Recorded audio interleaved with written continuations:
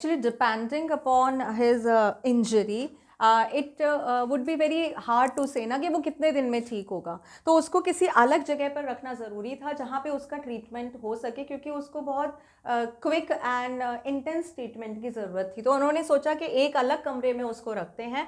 तो जो down passage पे उनका एक कमरा था, जो पहले डॉक्टर सदाओ के फादर का कमरा माना जाता था, जो दूसरी तरफ था, नीचे की तरफ, दूसरी मेन गेट से नीचे की तरफ, वहाँ पर उसको रखा गया था। उस अमेरिकन, अभी बोल सकते हैं प्रिजनर ऑफ द वॉर को रखा गया था। They laid the man on the deeply matted floor. Everything here had been Japanese. In the pleased the old man, who would never in his own home and sit on the chair or sleep in the foreign bed. Hannah went to the wall cupboards and slid back a door and took out a soft quilt. She hesitated. The quilt was covered with the flowered silk and the lining was pure white silk. अब जब वहाँ पर वो पहुँचे, उन्होंने उस जो prisoner of the war था उसको वहाँ पर लिटा दिया, जो कि बहुत ज़्यादा मैटेड था। मैटेड इज कॉल्ड, जो कमरा था उस पर ज़मीन पे खूब सारी मैट्स बिछी हुई थी। Here I just want to tell you that in Japanese lifestyle, Japanese जो living standard होता है उसमें चेयर, टेबल, सोफ़ा, इस तरह की चीज़ें नहीं होती हैं। Most of the time they are using the mats and they used to sit and do whatever they want ना by sitting on the floor. ज़्यादातर मैट्स बिछे होते हैं फ्लोर पे, कुर्सियाँ वगैरह फर्नीचर बहुत कम होता है, तो उसी स्टाइल में वो सजा हुआ था। वहीं पे जब वो उसको लेकर आए, उसको जो अच्छे से डीपली मैटेड फ्लोर था, डीपली मैटेड इसको बहुत अच्छे तरह से उस पर मैट्स बिछी हुई थी, जिसको आप चटाई या दरी बोल सकते हो, वो बिछी हुई थी, वहाँ पे उसको लिटा दिया। अब वहाँ पर जो उस कमरे में था, थोड़ा सा उसका इंटीरियर का बताया जाता है कि जो जो वहाँ पर इंटीरियर था वो बिल्कुल जापानीज स्टाइल में था, जो कि प्लीज़ करता था ओल्ड मैन को। नाउ प्लीज़ इस कॉल्ड, आप बोल सकते हो मेड हैप्पी, ठीक है, जो करता था, क्योंकि अब तो उनके फादर नहीं रहे थे। ओल्ड मैन किसके लिए आया है यहाँ पे? सदाओ's फादर, सदाओ के फादर के लिए आया है कि उनको जो चीज़ें अच्छी लगती थी जापानीज स्टाइल में, as it has been told earlier as well, कि वो बहुत रिलीजियस, बहुत authentic and very close to Japanese tradition थे, तो सारी चीज़ें उनके हिसाब से थी उस कमरे में। और वो कभी भी अपने किसी भी घर में कहीं भी सिट पर यानी कि चेयर पर नहीं बैठते थे, ये ना ही किसी फॉरेन बैट पर सोते थे। फॉरेन आप बोल सकते हो आउटसाइड, ठीक है, किसी भी आउटसाइडर बैट पे वो नहीं सोते थे, वो हमेशा मैट पे ही सोते थे, यानी कि ज़मीन पे ही सोते थे, फर्श पे ही सोते थे, ना कुर्सी पे बैठते थे, ना फॉरेन बैट पे। ये ऑथेंटिक ट्रेडिशन जो जापानीज़ में फॉलो होता है उसमें यही होता है। फर्नीचर बहुत कम यूज़ किया जाता है या नहीं यूज़ किया जाता, बल्कि मैट यूज़ किए जाते हैं। Hana went to the wall and cupboards, वो कबर्ड्स के पास जाती है, उस कमरे में जो कबर्ड्स थी, और वहाँ से उसका जो डोर है उसको स्लिट करती है। Now slit is the second form of slide, ठीक है, खिसकाना। तो वो खिसकाती है और वहाँ से क्या निकालती है? Soft quilt. Now quilt is called, रजाइयाँ, जो रजाई होती हैं ओढ़ने वाली, जो सॉफ्ट क्विल्ट होती हैं, वो निकालती है। जो सॉफ्ट क्विल्ट थी उसके बारे में बताया गया है, वो बिल्कुल सिल्क से बनी हुई थी, उसका जो फैब्रिक था वो सिल्क था।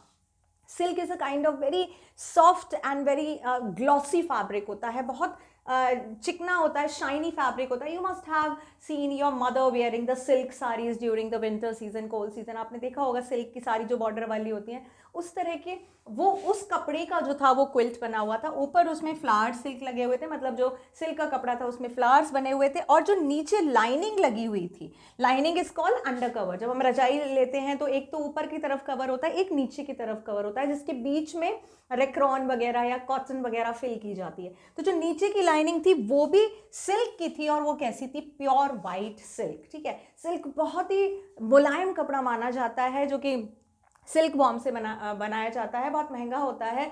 तो ये जो क्विल्ट थी बहुत महंगी थी, और उसको थोड़ा सा, जो हाना थी वो थोड़ी सी हेजिटेट हो रही थी वो क्विल्ट निकालने में, लेकिन वो जो प्रिजनर ऑफ द वॉर था जिसको लेकर आए थे वो बहुत गीला था, उसको ठंड लग रही थी, तो उसको कुछ उड़ाना ज़रूरी था। He is so dirty, she murmured in distress. Yes, he had better to be washed. Sadao agreed. If you will patch hot water, I'll wash him. I cannot bear for you to touch him, she said. We shall have to tell the servants as he is here. I'll tell Yumi now. She can leave the children for a few minutes and she can wash him. Now here we introduced with a new character, that is Yumi, ठीक है। Yumi कौन थी? Yumi उनकी आप बोल सकते हो care taker थी। किसकी केयर टेकर थी? Care taker of the children. ये जो डॉक्टर सदाओ के दो बच्चे थे, उनकी केयर टेकर थी, उनकी देखभाल के लिए उसको रखा गया था।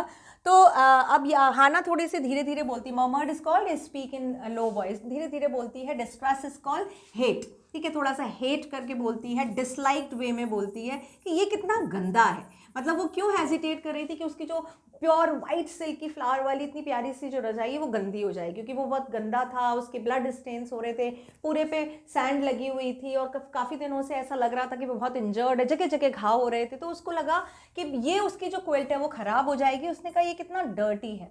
तो सदाओं ने कहा हाँ ये बात तो है, ऐसा अच्छा होगा कि अगर हम इसको पहले थोड़ा सा वॉश कर लें। तो वो कहता है कि तुम थोड़ा सा गर्म पानी लेके आओ, मैं ये करता हूँ।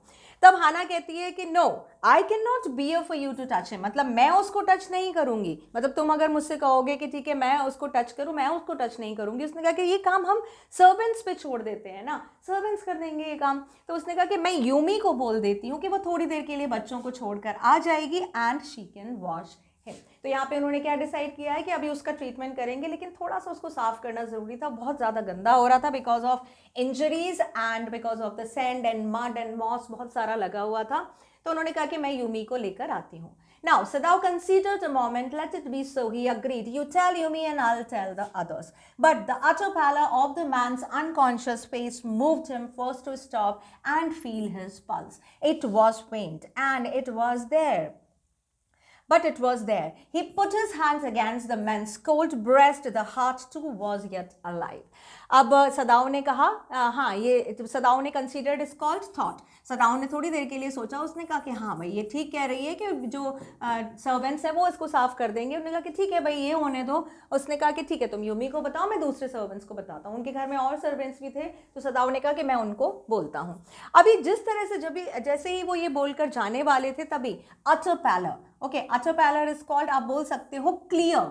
पैलर इज कॉल्ड सफ़ेद पर, मतलब पीला पड़ जाना, जो फेस पीला पड़ जाता है नर्वसनेस या डेंजर की वजह से, किसी अनकॉन्शियस, मतलब आपको लगता हो कुछ स्पेकुलेशन है कि कुछ ख़राब होने वाला है या कुछ ख़राब देखा हो।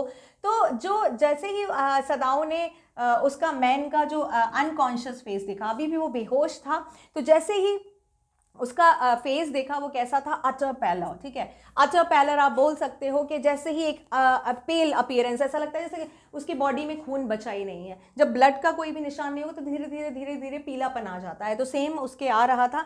जैसे ही उन्होंने उसको देखा and he stoop is called आगे झुकना, वो थोड़े से झुके क्योंकि वो नीचे लेटा हुआ था, और उसकी पल्स को उन्होंने चेक किया, पहले पल्स चेक किया फिर हार्ट बीट को चेक किया and both were fine, means he was alive. लेकिन he was in really utter danger, वो बहुत ज़्यादा डेंजर में था। उसका जो शरीर था, फेस था, पीला पड़ता जा रहा था, मतलब बहुत ज़्यादा ब्लड लॉस हो रहा था उसको।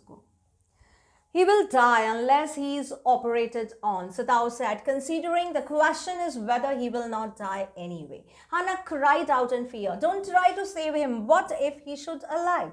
Then what if he should die? Sadao replied. He stood gazing down on the motionless man. This man must have extraordinary vitality or he would have been dead by now. But then he was very young, perhaps not yet 25.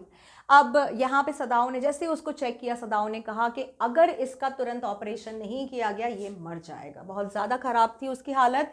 और ये सोचते हुए उन्होंने कहा कि भाई question है कि हाँ अगर वैसे भी अगर ऑपरेशन भी नहीं किया जाए तो भी ये मर जाएगा, मतलब उसकी हालत इतनी ज़्यादा ख़राब थी कि उसके साथ चांस लिया जा सकता था, मतलब वैसे तो उसको मरना ही था, इतना उस बुरी हालत थी, लेकिन हाँ अगर ऑपरेशन नहीं किया जाता तो उसकी जो मरने के चांसेस थे तभी भी ज़्यादा थे। हाना तभी चिल्लाती है कि भाई क्यों, means why you want to save him, उसको बचाने की कोशिश मत करो, ठीक है अगर वो मर जाएगा क्या होगा, अगर वो जिंदा रहेगा तो क्या होगा। और सदाओं ने कहा कि अगर वो मर जाएगा देन, मतलब उसने कहा कि अगर ये मर जाए तो मरने दो। तो सदाओं ने कहा कि अगर ये मर जाता है तो सदाओं ने कहा, और उसके बाद वो gazing is called, gazing down is called continuously looking down, वो कॉन्टिन्यूसली लुकिंग, नीचे देख रहा था, उसके फेस की तरफ, उसके कंडीशन की तरफ देख रहा था। मोशनलेस मैन, जो कैसे पड़ा हुआ था, बिना किसी मोशन के, मूवमेंट के वो पड़ा हुआ था।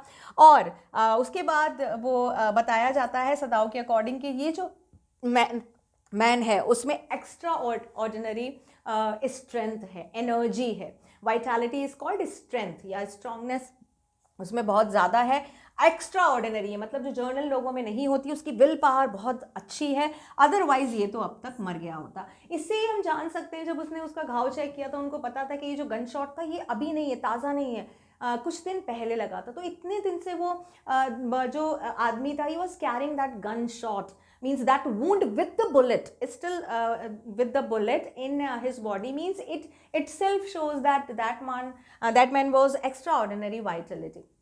तो उन्होंने कहा कि अगर ये इसके एक्स्ट्रा ऑर्डिनरी एनर्जी नहीं होती तो अभी तक तो ये मर गया होता।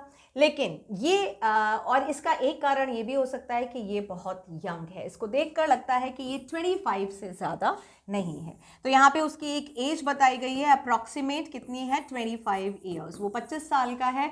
तो ये भी हो सकता है, ठीक है, क्योंकि उस टाइम पे इम्यूनिटी पावर, उसके उस आप बोल सकते हो विल पावर बहुत ज़्यादा होती है, तो मैन कैन सर्वाइव।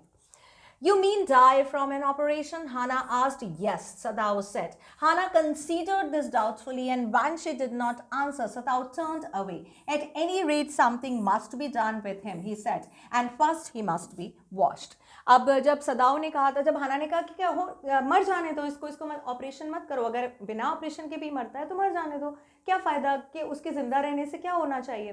तब सदाओ ने कहा था कि हाँ ये मर भी सकता है, मतलब सदाओ ने कहा इसका ऑपरेशन किया जाना है, फिर उसने बोला ये मर भी सकता है। तो हाना ने पूछा क्या आप बोल रहे हो कि ऑपरेशन के टाइम पर?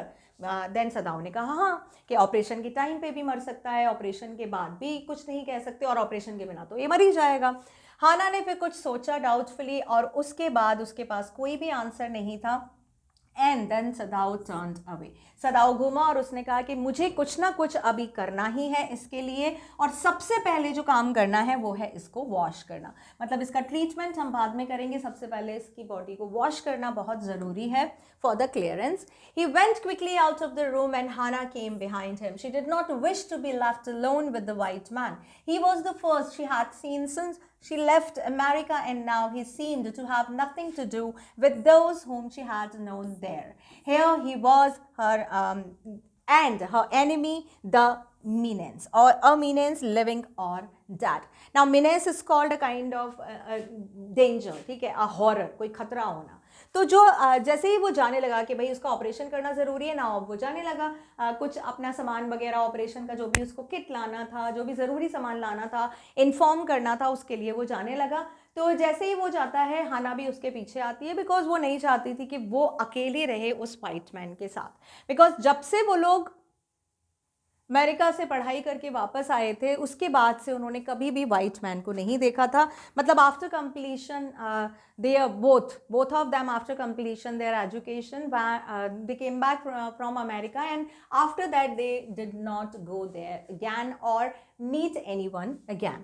तो ये पहली बार था कि जब वो इतने टाइम के बाद किसी वाइट मैन को देख रही थी और उसको समझ नहीं आ रहा था कि कि अब क्या करना चाहिए, क्योंकि वहाँ पे अब वो कोई भी नहीं बचा था जिसको वो जानती थी, और यहाँ पे वो उसको कैसा लग रहा था, ही वॉज हर एनिमी, उसको अपना एनिमी रिगार्ड हो रहा था, क्योंकि अमेरिकन एंड जापानीज में वॉर चल रही थी, एक अमेरिका का जो पीपल था वो जापानीज के लिए कौन था, एनिमी था। अ मीनेस, एक डेंजर था, एक खतरा था, कैसा भी हो, लिविंग हो या डेड हो, लेकिन एनिमी तो एनिमी ही होता है।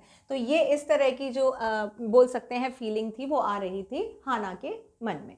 She turned to the nursery and called Yumi, but the children heard her voice and she had to go in for a moment and smile at them and play with the baby boy, now nearly 3 months old. अब जैसे ही वो nursery की तरफ जाती है, क्योंकि उनको Yumi को बुलाना था, यूमी कहाँ पे थी, नर्सरी में थी। Now nursery is the area of the home that is particularly designed or confined for the children, ठीक है, वहीं पे बच्चे रहते हैं, खाते हैं, पीते हैं, तो वो जिस एरिया में जो उनका रूम होता है, जो भी एरिया होता है, उसको नर्सरी बोला जाता है। तो यूमी केयर टेकर थी बच्चों की, तो वो वहीं पे थी, उनको यूमी को बुलाने के लिए वो बच्चों की नर्सरी की तरफ जाती है।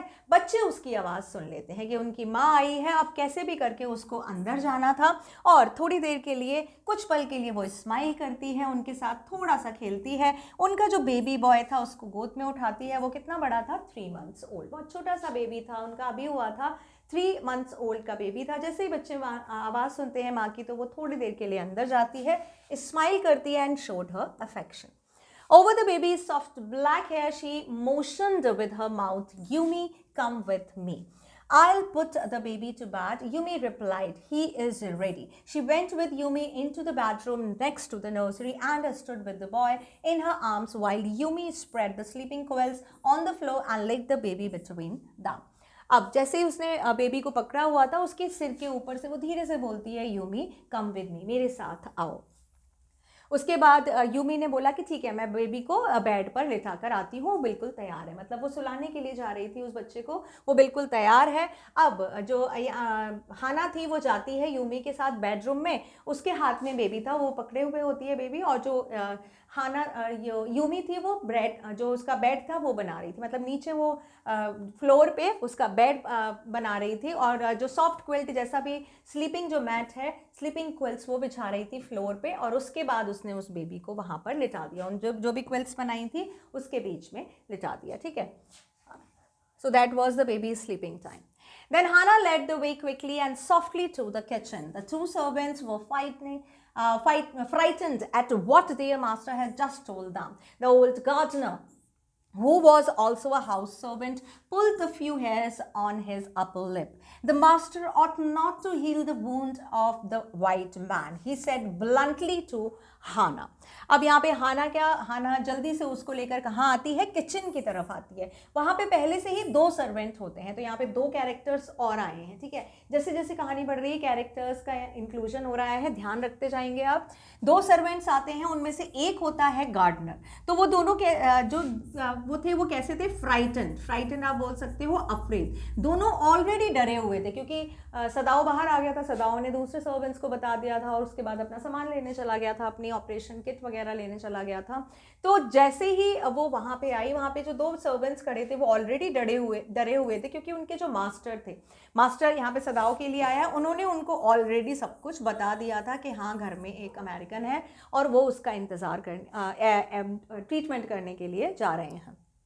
नाउ यहाँ पर गार्डनर ने जैसे ही ये बात सुना ना, तो उसने हेजिटेशन, इरिटेशन में अपने ऊपर के बाल तोड़ने शुरू कर दिए। मतलब जो मूंछों के बाल थे, उसको बहुत गुस्सा आ रहा था ये सुनकर, तो उसने अपने डर की वजह से, ठीक है, एक तरह से वंडर की वजह से उसने अपर लिप के थोड़े से बाल तोड़े, और उसने कहा कि भाई मास्टर को ऐसा बिल्कुल नहीं करना चाहिए। ऑट आता है शुड के लिए, ठीक है, मास्टर को बिल्कुल भी ऐसा नहीं करना चाहिए, उसको हील नहीं करना चाहिए। हील द वुंड मतलब ट्रीटिंग द वुंड, ठीक है, ट्रीट द वुंड मतलब उसका जो इंजरी था उसको इलाज नहीं करना चाहिए, उसको मर जाने देना चाहिए, क्योंकि वो एक वाइट मैन है और वो हमारा दुश्मन है। और वो बिल्कुल स्ट्रेट फॉरवर्ड, एकदम हार्श वॉइस में, रफ वॉइस में वो ये हाना से बोल देता है कि भाई जो मास्टर है हमारे सदाओ, उनको उसका इलाज नहीं करना चाहिए, क्योंकि वो एक वाइट मैन है, हमारा दुश्मन है।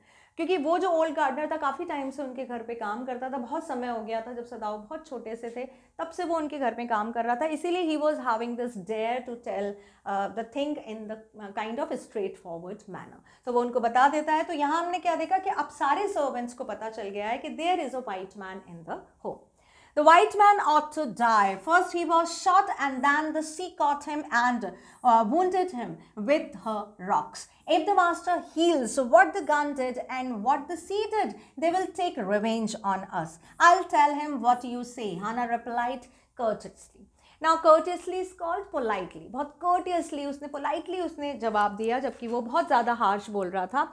अब वो बोलता है कि भाई जो वाइट मैन है उसको मर जाना चाहिए, क्योंकि पहले उसको गोली लगी, क्योंकि यहाँ पर सदाओ ने उसको बताया था कि एक्चुअली उसके साथ क्या हुआ है, कौन है वहाँ पर, तो उसने बताया था। तो उसने कहा कि पहले तो उसको गोली लगी, उसके बाद वो वापस आया और उसको रॉक से घायल हो गया था। उसके बाद जो मास्टर है उसको हील करके क्या करेंगे, उसका ट्रीटमेंट करके क्या करेंगे, अगर वो ऐसा करेंगे तो ये सारे लोग हमसे बदला लेंगे। यानी कि उसका मतलब था कि if we are giving the shelter to an American at a home, definitely the Japanese will take the revenge, या हमको एक तरह से हम लोग डेंजर में आ जाएंगे, उसके कहने का ये मतलब था। अब हाना ने उस टाइम कह दिया कि ठीक है, जो भी तुमने कहा है मैं मास्टर से कह दूंगी, मतलब मैं सदाओं को बता दूंगी। उसको पता था कि उस टाइम पे क्या चीज़ बहुत ज़रूरी थी, वो सिर्फ उस पर पॉइंट आउट कर रही थी।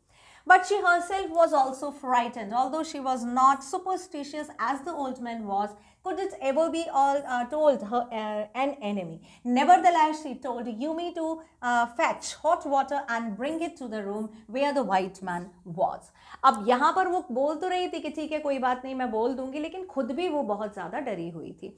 वो सुपरस्टिशियस नहीं थी. सुपरस्टिशियस आप बोल सकते हो हु आर द बिलीवर्स और the old tradition, rules and regulation, परंपराओं वगैरह में, इन सब में जो विश्वास करने वाले, रूढ़िवादी जिसको बोलते हैं, वैसी नहीं थी. लेकिन फिर भी उसको डर लग रहा था क्योंकि जैसे कि ओल्ड मैन, यहाँ पे ओल्ड मैन आया है गार्डनर के लिए. जिस तरह से गार्डनर बोल रहा था कि भाई जो गन शॉट है या जो पानी है यहाँ का वो बदला लेगा, यहाँ का जो कंट्री है, रिलीजन है, वो बदला लेगा, रिवेंज लेगा, तो इस तरह की बातें वो नहीं सोच रही थी. लेकिन वो डरी हुई थोड़ी सी थी.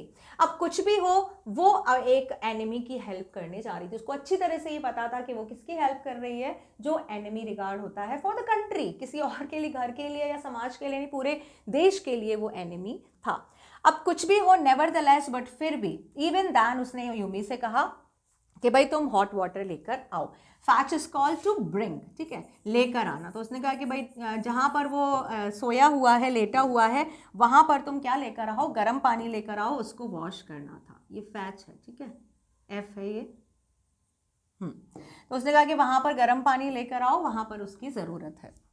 She went ahead and slid back the partition. Sadao was not yet there. Yumi, following, put down her wooden bucket. Then she went over to the white man. When she saw him, her thick lips folded themselves into the stubbornness. I have never watched a white man, she said, and I will not watch so dirty a one now. Hannah cried at her severely. You will do what your master commands you.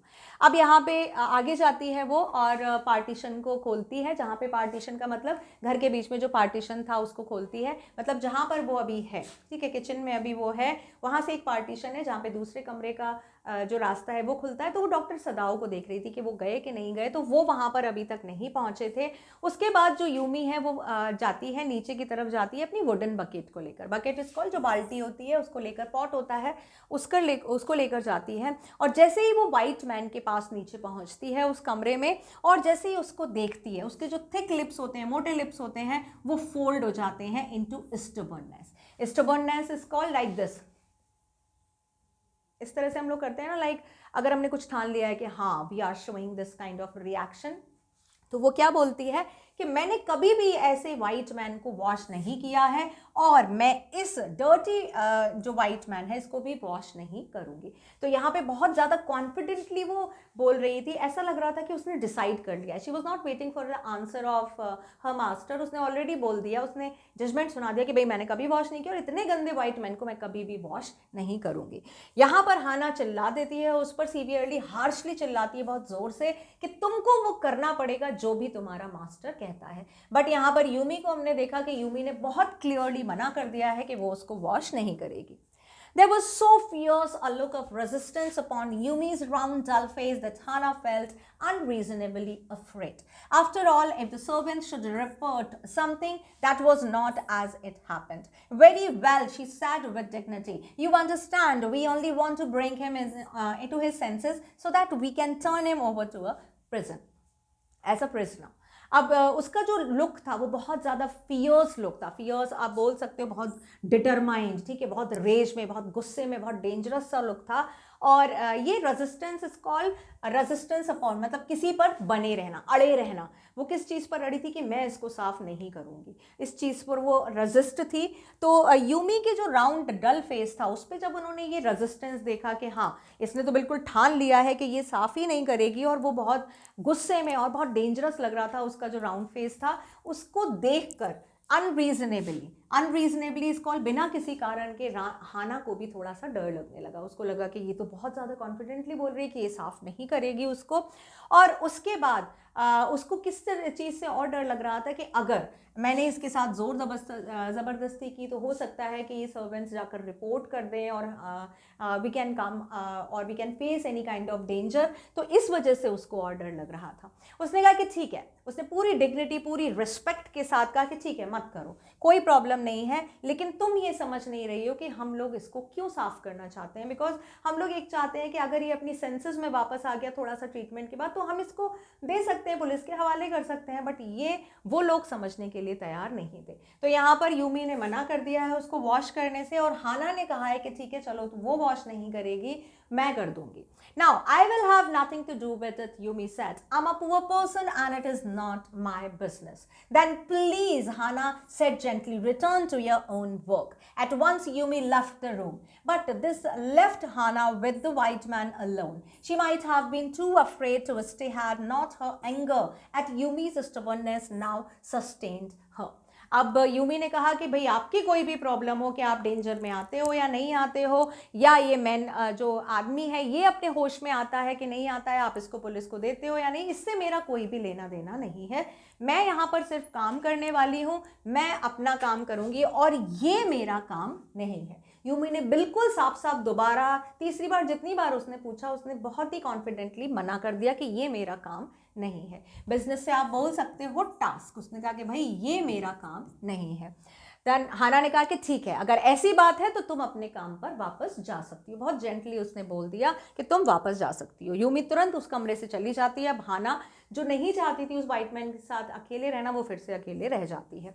अब हाना थोड़ा सा afraid, उसको डर लग रहा था, क्योंकि उसने जो एंगर देखा था यूमी के फेस पे, जो स्टबर्ननेस देखी थी यूमी के फेस पे, उसने उसको रोक दिया था। वो डर गई थी। उसने कहा कि भाई यूमी इतनी कॉन्फिडेंटली बोल रही थी कि मैं इसको साफ़ नहीं करूँगी, ये तो दुश्मन है, इस आपके साथ कोई भी हो, कोई भी एक पर्पज़ हो इसको ठीक करने का, मैं बिल्कुल साथ नहीं दूंगी। उसने मना कर दिया था। इस तरह का स्टबर्ननेस देख के, स्टबर्ननेस पीछे भी लिख चुके थे हम, डिटर्मिनेशन आप बोल सकते हो। इस तरह का डिटर्मिनेशन, कॉन्फिडेंस, रेजिस्टेंस, ठीक है, ये सारी चीज़ें देखकर वो थोड़ी सी डर गई थी और उसने उसको रोक दिया था। और उसके बाद यहाँ पर आया सस्टेन्ड हर। यहाँ पे सस्टेन्ड हर मतलब उसने कहा कि मैं यहाँ पर, अगर उसने मना कर दिया है लेकिन उसको तो वो काम करना ही था, इसीलिए उसने कंटिन्यू किया। Stupid Yumi, she मटर्ड fiercely, is this anything but a man, and a wounded helpless man? In the conviction of her own superiority, she bent impulsively and untied the knotted rugs that kept the white man covered. And उसके बाद उसने क्या बोला Yumi के लिए, उसने Yumi को बोला stupid. Stupid is called means Yumi was not logical that time, means Yumi ने बहुत इमोशनली सोचा था, इस वजह से वो धीरे धीरे बड़बड़ा रही थी। यूमी वहाँ से चली गई थी, फिर वो बोल रही थी स्टूपिड यूमी, और उसके बाद उसने कहा कि ये तो सिर्फ एक आदमी है, एक हेल्पलेस घायल आदमी है। और उसके बाद जो उसका अपना कन्विक्शन था, कन्विक्शन इज कॉल्ड मतलब वो पूरी तरह से डिटरमाइंड थी, उसने पूरी तरह से ये ठान लिया था कि भाई मुझे तो वो काम करना ही है। सो वो अपनी जो सुपीरियॉरिटी, यहाँ पे सुपीरियॉरिटी का मतलब है कि हाँ अगर नौकरों ने मना कर दिया है, छोटे लोगों ने मना कर दिया है, बट उसको तो वो काम करना ही है, तो यहाँ पर वो झुकती है, तुरंत झुकती है अचानक से, क्योंकि उसको समझ में आ गया था कि भाई बकेट वहाँ पे थी, हॉट वाटर था वहाँ पर, क्लॉथ था, आदमी भी था, उसको जो काम करना था, तो वो अचानक से झुकती है। और उसके बाद जो नॉटेड रग्स थे, रग्स मतलब जो उसके फटे हुए जो कपड़े थे, नॉटेड रग्स जिसमें नॉट लगी हुई थी, जहाँ पे उन्होंने लिटाया हुआ था, जो उसको ऊपर से रग से जब उसने उड़ाया था उस क्विल्ट को, तो अच्छे से उसको कवर कर दिया था, उसको बहुत ज़्यादा ठंड लग रही थी, तो वो उसको अनटाई करती है। अनटाई मतलब उसको खोलती है, जो उसने उड़ाया था कवर उसको खोलती है, और उसके बाद जो वाइट मैन था उसको अनकवर करती है। अभी जो क्विल्ट उसने जो ब्लैंकेट डाला था उसने उसको हटाया है और वाइट मैन को अनकवर किया है, उसको साफ करने के लिए गर्म पानी से। When she had this breast bare, she dipped the small clean towel that Yumi had brought into the steaming hot water and washed his face carefully. The man's skin, though rough with exposure, was of a fine texture and must have been very blonde when he was a child. अब यहाँ पर बताया गया है कि उसने पहले जो क्विल्ट था उसको हटाया, और उसके बाद उसकी बेयर फेस, ब्रेस्ट जो बेयर था, बेयर इज कॉल्ड अनकवर्ड, उसके जो कपड़े थे वो ऑलरेडी वैसे ही फटे हुए थे। तो वो उसके बाद यहाँ पे चेस्ट की बात की जा रही है कि जहाँ जब उसने उसको कवर हटाया, जब उसने ब्लैंकेट हटाया, उसके बाद जो कपड़ा था जो यूमी अपने साथ लेकर आई थी उसको गर्म पानी में भिगोया और धीरे धीरे धीरे उसका पेस साफ करती है, उसका जो ब्रेस्ट, बेयर ब्रेस्ट जो चेस्ट था वो साफ करती है और स्टीमिंग हॉट वाटर पानी गर्म था, उसके बाद वो धीरे धीरे बहुत केयरफुली प्यार से उसका फेस और ब्रेस्ट साफ करती है, चेस्ट।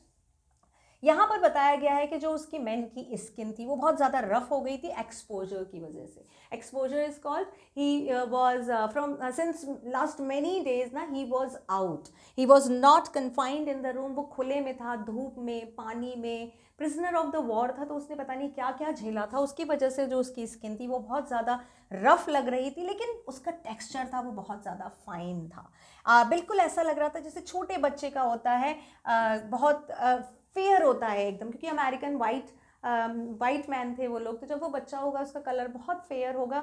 तो अभी जो एक्सपोजर की वजह से उसका जो स्किन था वो थोड़ा सा रफ हो गया था, बट जो स्किन का टेक्सचर था वो बहुत प्यारा था।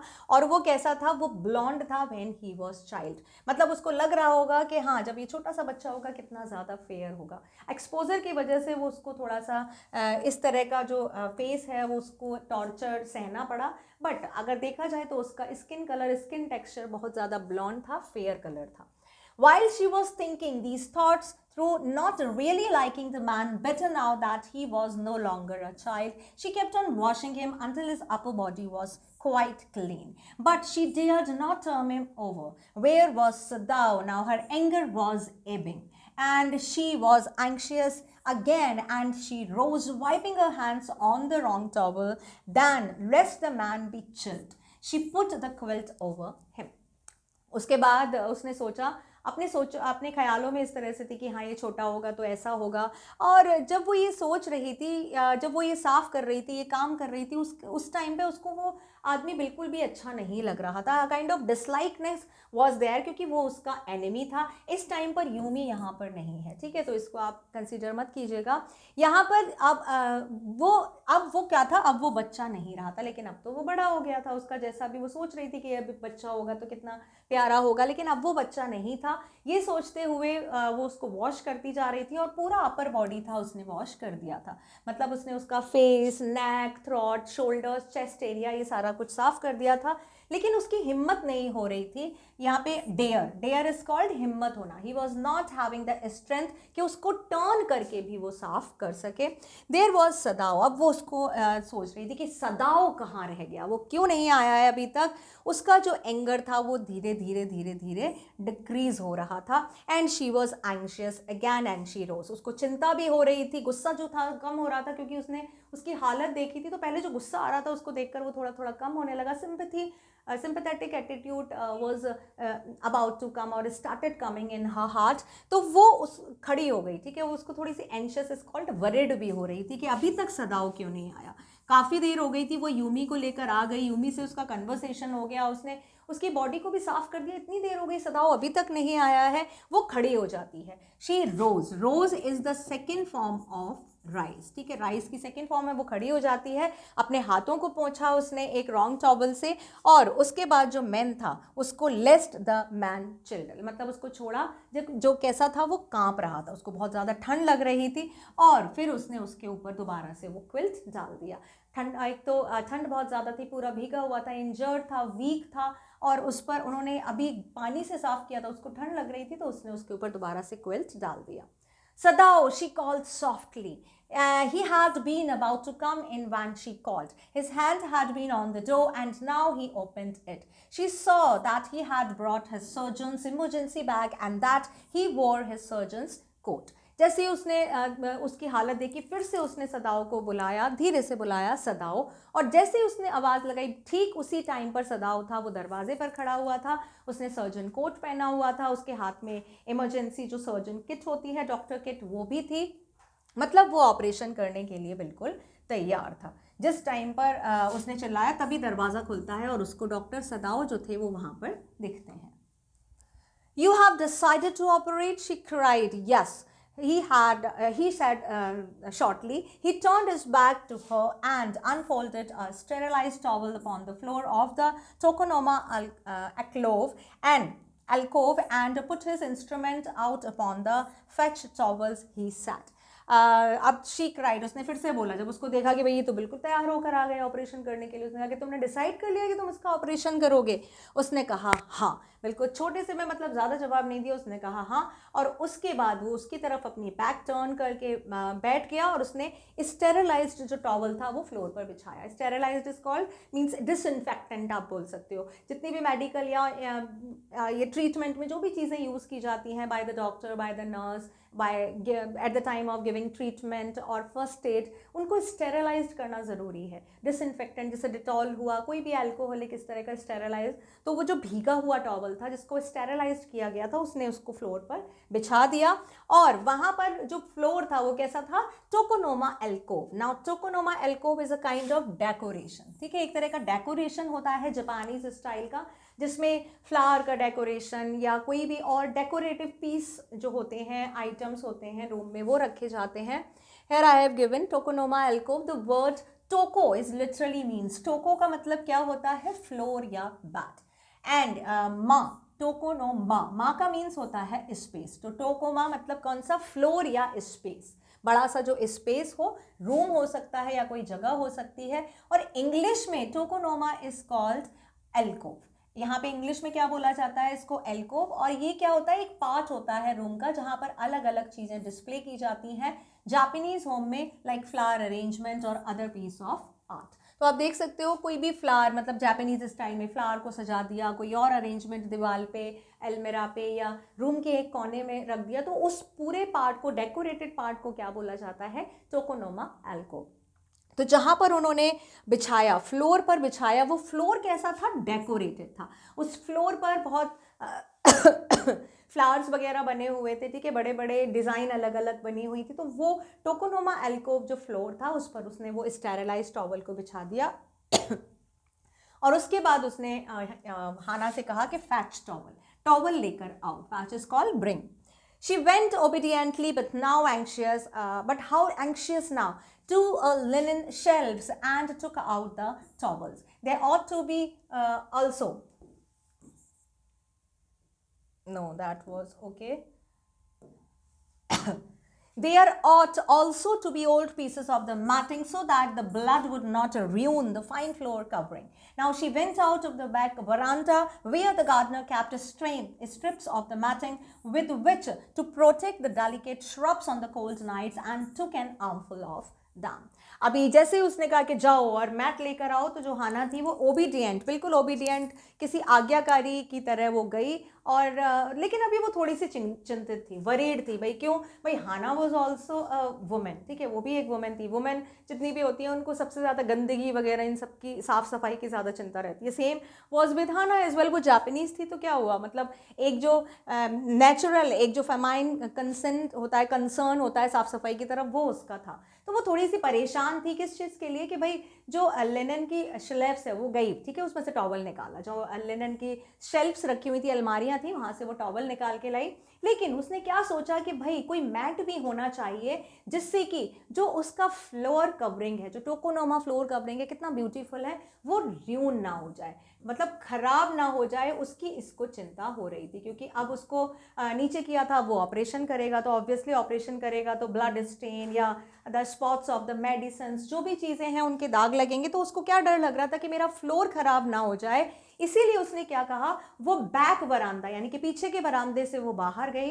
बाहर उसको कुछ मैट्स दिखाई दी। वो मैट्स क्या थी? वो जो गार्डनर थे, ओल्ड गार्डनर थे, वो उन मैट्स को यूज़ करते थे श्रब्स को कवर करने के लिए। जो श्रब्स होती हैं, जो झाड़ियाँ होती हैं, आप बोल सकते हो बुशेस। बुशेस मतलब जो छोटे छोटे प्लांट्स होते हैं ना, जो लाइन में लगे रहते हैं, तो वो जब बहुत ज़्यादा कोल्ड नाइट होती थी, बहुत ज़्यादा ठंडक पड़ती थी, तो वो उन जो श्रब्स थे, डेलिकेट जो झाड़ियाँ थी, उसको उस मैट से ढक देते थे।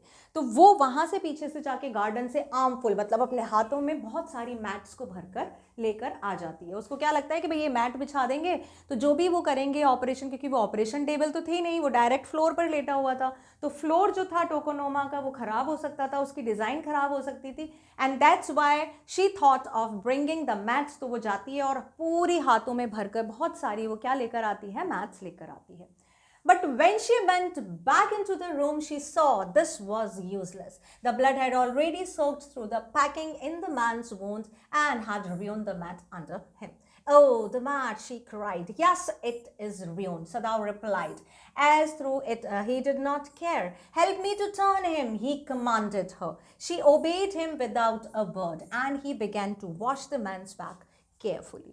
अब यहाँ पर जैसे ही वो वापस आती है, जब तक वो वापस आती है तब तक तो सब कुछ खराब हो चुका होता है। मतलब अब क्या था, वहाँ पर जितनी भी थी ऑलरेडी बहुत सारे वो क्या सोच रही थी कि इसके नीचे मैट बिछा देगी तो जो फ्लोरिंग है वो ख़राब नहीं होगी, जो मैट बिछा हुआ था वो ख़राब नहीं होगा। बट वो ऑलरेडी क्या होता है, जो मैट थी वो ऑलरेडी ही ब्लड को सोक कर चुकी थी through the packing in the man's wound. जो पैक लगाया था उसने, सीमॉस का जो पैक लगाया था, जैसे ही उसने उसको हटाया तो वहाँ पर क्या हो गया, वहाँ पर और भी जगह से उसके ब्लड निकल रहा था। तो जैसे ही उन्होंने उसको हटाया वैसे ही जो खून निकलना शुरू हुआ, वो ऑलरेडी जो मैट थी उसने ब्लड को सोक कर लिया था और वो मैट जो थी वो ऑलरेडी ख़राब हो चुकी थी।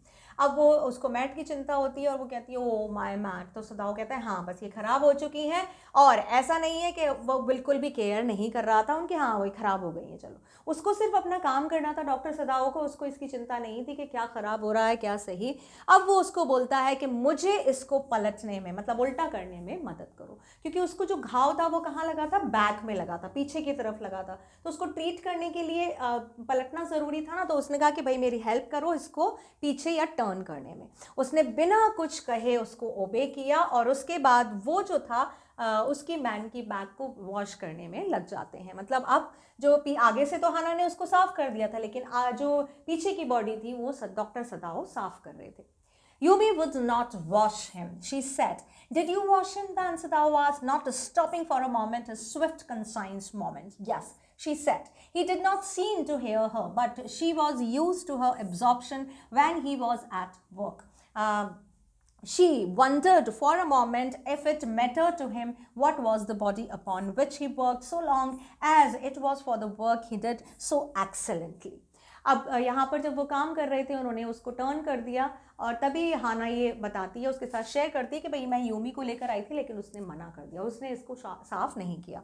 तो डॉक्टर ने पूछा कि भाई क्या तुमने साफ़ किया उसको? बहुत ही जल्दी, ठीक है। Swift consign, consign is called बहुत छोटा सा, बहुत छोटा सा क्वेश्चन पूछा। स्विफ्ट मतलब बहुत जल्दी से उन्होंने तुरंत उसके बाद पूछा कि क्या तुमने साफ़ किया? तो उसने कहा हाँ, लेकिन ऐसा नहीं लग रहा था कि वो जो बोल रही है सदाओ उस पर कुछ ध्यान दे रहे हैं, और वो इस चीज़ की यूज टू थी। यूज टू आप बोल सकते हो हैबिचुअल, मतलब ये वो उसकी हैबिचुअल हैबिट जानती थी कि जब वो काम करते थे, डॉक्टर सदाओ जब काम करते थे वो पूरी तरह से काम में खो जाते थे। उनको हाना को ये उनकी ये आदत पता थी। अब यहाँ पर वो जो हाना थी वो थोड़ी देर के लिए वंडर करती है, वो सरप्राइज हो जाती है कि क्या उसको पता भी है कि जिस बॉडी पर वो वर्क कर रहे हैं, इतने कॉन्सेंट्रेटली, इतने अटेंटिवली वो काम कर रहे हैं, इतने एक्सेलेंटली, वो किसकी बॉडी है? वो so long as it was for the work he did so excellently. मतलब उसको क्या लग रहा था कि ये एक एनिमी है, हम इसको जानते नहीं हैं, एक स्ट्रेंजर है, कहाँ से आया है, कैसे आया है, इसकी ये हालत कैसे हुई, कुछ भी नहीं पता है। उसके बावजूद भी doctor Sadao was really concentrated, fully concentrated towards treating that body. तो वो सदाओ हाना को थोड़ा सा सरप्राइज हो रहा था कि इस बॉडी पर भी वो बिल्कुल वैसे ही काम कर रहे हैं जैसे कि दूसरों के साथ काम करते हैं। You will have to give the anesthetic if he needs it, he said. She repeated blankly, but never have I. It is easy enough, he said impatiently. He was taking out the packing now, and the blood began to flow more quickly. He peered into the wound with the bright surgeon's light fastened on his forehead. अब यहाँ पर doctor सदाव मतलब की बात करते हैं, जो ज़रूरी बात थी वो करते हैं। उन्होंने कहा कि अगर ज़रूरत पड़ी ना तो तुमको इसको एनेस्थेटिक देना पड़ेगा। Anaesthetic is called means it's a kind of we can say it can be go through your nose part, मतलब या तो उसको स्मेल करा जा सकता है या इंजेक्शन लगाया जाता है जिससे कि the particular part of the body ना दैट बिकेम अनकॉन्शियस। मीन्स वहाँ पर अगर आप ऑपरेशन वगैरह करोगे तो दर्द तो होगा, तो उससे क्या होता है एनेस्थीसिया देने से जो पेशेंट है उसको दर्द महसूस नहीं होगा। अब या तो जो पर्टिकुलर पार्ट होता है वहाँ पे दिया जाता है ये एनेस्थीसिया, या अगर आपने सुंगाया है तो जो आपकी बॉडी है, पूरी टोटल बॉडी है, वो अनकॉन्शियस हो जाएगी। Then what's going on in your body, you will be unconscious, आपको दर्द महसूस नहीं होगा। तो उसने कहा कि भाई इसका ऑपरेशन हो रहा है तो बिना एनेस्थीसिया के तो नहीं हो सकता, यहाँ पर और कोई था भी नहीं। तो सदाव ने कहा कि अगर ज़रूरत पड़ी तो तुमको इसको एनेस्थीसिया देना पड़ेगा। वो एकदम से चिल्लाती है, ब्लैंकली इज कॉल्ड, बिल्कुल सरप्राइजिंगली, मैं कैसे दूंगी, मैंने कभी नहीं दिया, हाना ने बोला। तो यहाँ पर इम्पेशेंटली मतलब बिना किसी पेशेंटली मतलब एकदम उसने कहा कि ठीक है भाई इतना मुश्किल नहीं है, बहुत आसान है, हो जाएगा ये। अब क्या हुआ, अब जो उसने पैकिंग लगाई थी अब वो धीरे से वो पैकिंग को हटाता है। यहाँ पे पैकिंग लगाई थी ना उसने सी मॉस की, जब बहुत ज़्यादा ब्लड फ्लो कर रहा था तो उसने जो घास लगा दी थी उससे बंद हो गया था ब्लड फ्लो। जैसे ही उसने हटाया ब्लड बहुत तेज़ी के साथ फिर से बहने लगा और उसने क्या किया, he peered into the wound. Peered आप बोल सकते हो पीप इनटू द वूंड या झांकना, ठीक है। उसने अच्छे से झांका, उस अच्छे से देखा और उसके बाद उसने जो उसके सिर पर जो लाइट बंधी हुई थी, फासन इज कॉल्ड टाइट, ठीक है, बंधी हुई थी। क्या बंधी हुई थी, लाइट। जो सर्जन कैप होता है जो ऑपरेशन करते हैं ना, तो टू गो डीपली, बहुत जो डीप इंजरीज होती हैं उसमें पर्टिकुलर एरिया पे बहुत तेज़ एट द पॉइंट लाइट पड़ना बहुत ज़रूरी है to have the clarity about doing the operation और ट्रीटमेंट जो भी है। तो उसके जो सिर पे टॉर्च बंधी हुई थी उसके थ्रू, मतलब उसके माथे पर टॉर्च बंधी हुई थी, as you can see in the picture, इस तरह से बंधी होती है। तो वो जो माथे पर बंधी थी उसके थ्रू उसने उस जो वूंड था उसमें झांका कि भाई कितना डीप वूंड है, कहाँ पे है, किस तरह का है, वो एग्जामिन किया। As you can see that the picture is given, ये देखो ये यहाँ पर उनके सर्जन जो है यहाँ पे फोर हेड पे फासन द टॉर्च बंधी हुई है। The bullet is still there, he sat with cold interest. Now I wonder how deep this rock wound is. If it is not too deep, it may be that I can get the bullet. But the bleeding is not superficial. He has lost much blood. अब यहाँ पर उन्होंने बताया, जब उन्होंने check किया तो उन्होंने कहा कि भाई बुलेट तो अभी भी वहाँ पर है। जैसे उन्होंने वो मॉस हटाया, ठीक है, तो वहाँ से ब्लड फ्लो होने लगा, तो उन्होंने वुंड में अंदर तक जाकर देखा, एग्जामिन किया, तो बुलेट उनको अभी भी दिखाई दी। अब उसने कहा, डॉक्टर सदाव ने कहा कि मुझे नहीं समझ में आ रहा है, मतलब मैं बहुत ज़्यादा आश्चर्यचकित हूँ कि जो रॉक का वुंड है वो कितना ज़्यादा डीप हो सकता है। मतलब बहुत नुकीली जो रॉक थी जिसने उसको घायल किया था, जिसकी वजह से वो फिर से उसके खून बहुत ज़्यादा डीप इंजरी हो गई थी। और फिर उसने कहा कि अगर ये इतना ज़्यादा डीप नहीं होगा तो मैं उस बुलेट को आराम से निकाल सकता हूँ। मतलब बुलेट की वजह वुंड की जो रॉक की वजह से वो उसका जो वुंड का जो इंजरी था जो बुलेट की वजह से हुआ था वो बहुत गहरा हो गया था। उसने कहा कि हाँ, अगर ये बहुत ज़्यादा डीप नहीं होगा तो मैं बुलेट को आराम से निकाल सकता हूँ, लेकिन जो ब्लीडिंग है वो बहुत ज़्यादा है, सुपरफिशियल इज कॉल्ड, बहुत ज़्यादा ब्लीडिंग उसको हो रही थी, डीपली ब्लीडिंग हो रही थी, अंदर से बहुत ज़्यादा ब्लीडिंग हो रही थी। ऑलरेडी उसने बहुत सारा ब्लड लूज कर दिया था। ऑपरेशन से वो ब्लड तो निकाल देगा, लेकिन what about the bleeding that was continuously coming out and flowing and just we can say ना the spread all over on the floor. तो यहाँ पर अब जो कंडीशन है, एक्चुअल कंडीशन है, वो बताई गई है कि जो चेक करने के बाद उनको पता चल जाता है कि बुलेट वहाँ पर है, लेकिन ब्लड लॉस बहुत ज़्यादा हो रहा था। ब्लड लॉस अगर इतना ज़्यादा नहीं हो, थोड़ा सा कंट्रोल हो जाए या इतना बना रहे, तो वो आराम से बुलेट को निकाल सकते हैं। At this moment, Hannah choked. He looked up and saw her face the color of sulfur. Don't faint, he said sharply. He did not put down his exploring instrument. If I stop now, the man will surely die. She clapped her hands to her mouth and leaped up and ran out of the room. Outside in the garden, he heard her retching, but he went on with his work. अभी इसी time पर हाना ने उसको देखा और हाना चोक is called suffocated. ठीक है। इतना सारा ब्लड देखकर हम लोग की चोट लग जाती है, थोड़ा सा ब्लड देखकर अजीब सा लगने लगता है ना। वो तो इतना सारा ऑपरेशन हो रहा था भाई, वहाँ पे इतना सारा ब्लड आ रहा, वहाँ निकला तो हाना ने देखा और हाना की हालत खराब। अब वहाँ पर जैसे ही उसने उसको देखा, ही यहाँ पर आया है सदाओ के लिए, जैसे ही सदाओ ने हाना को देखा, उसका जो फेस था बिल्कुल कैसा था, सल्फर की जैसा। सल्फर इज कॉल्ड पीला, ठीक है। Sulphur is a chemical substance, तो जैसा पीला होता है एकदम वाइटिश येलो, बिल्कुल वैसा हो गया था, सफ़ेद एकदम पीला पड़ गया था उसका जो फेस था। तब सदाओ ने उसको कहा कि भाई बेहोश मत हो जाना, उसने शार्पली कहा, हार्शली कहा। और उसके बाद वो उसने अपने जो इंस्ट्रूमेंट थे जो एक्सप्लोर कर रहा था, जिससे चेक कर रहा था, उसने नीचे नहीं रखे भाई। हाना को देखने के बाद भी वो अपना काम कर रहा था। उसने कहा अगर अभी मैंने ये यहाँ बंद कर दिया तो ये मर जाएगा, क्योंकि उसने उसकी पैकिंग हटा दी थी, ब्लड बहुत तेज़ी से निकल रहा था, उसको जो भी कुछ करना था बहुत जल्दी करना था। तो उसने कहा कि अगर मैंने तुम पर ध्यान दिया तो ये मर जाएगा। उसके बाद हाना ने अपने दोनों, पहले तो उसने इस तरह से चोक किया, उसके बाद उसने अपने दोनों हाथों को अपने दोनों मुंह पर रखा एंड लीन्ड अप और रन आउट। उसके बाद वो झुकी और बाहर की तरफ भाग जाती है, ठीक है। बाहर leaped up is called jump करके बाहर चली, अचानक से जंप करके वो बाहर चली जाती है कमरे से। बाहर से कहाँ जाती है, वो गार्डन में जाती है, और उसके वॉमिटिंग करने की आवाज़ उसको आ रही थी सदाओ को, लेकिन उसने अपना काम नहीं छोड़ा, वो अपना काम करता जा रहा था। Reaching is called vomiting. Suffocation, जो नौशिया फील हो रहा था उसको, ये किस वजह से था, बहुत सारा ब्लड उसने जो एक साथ देख लिया था उसकी वजह से उसका बहुत ज़्यादा जी मिठा रहा था, नौशिया फील हो रहा था, वो बाहर गई तो उसको वॉमिटिंग हो जाती है। सदाओ को सुनाई दे रहा था लेकिन वो अपने काम में लगा रहा। It will be better for her to empty her stomach, he thought. He had forgotten that of course she had never seen an operation. But her distress and his inability to go to her at once made him impatient and irritable with this man who lay like that under his knife. अब यहाँ पे सताओ बोलता है कि अच्छा होगा अगर उसका पेट खाली हो जाएगा तो अच्छा होगा, मतलब अगर उसको वॉमिट हो रही है तो होने दो, अच्छा है, मतलब उसका जो भी चीज़ है वो निकल जाएगा, उसने सोचा।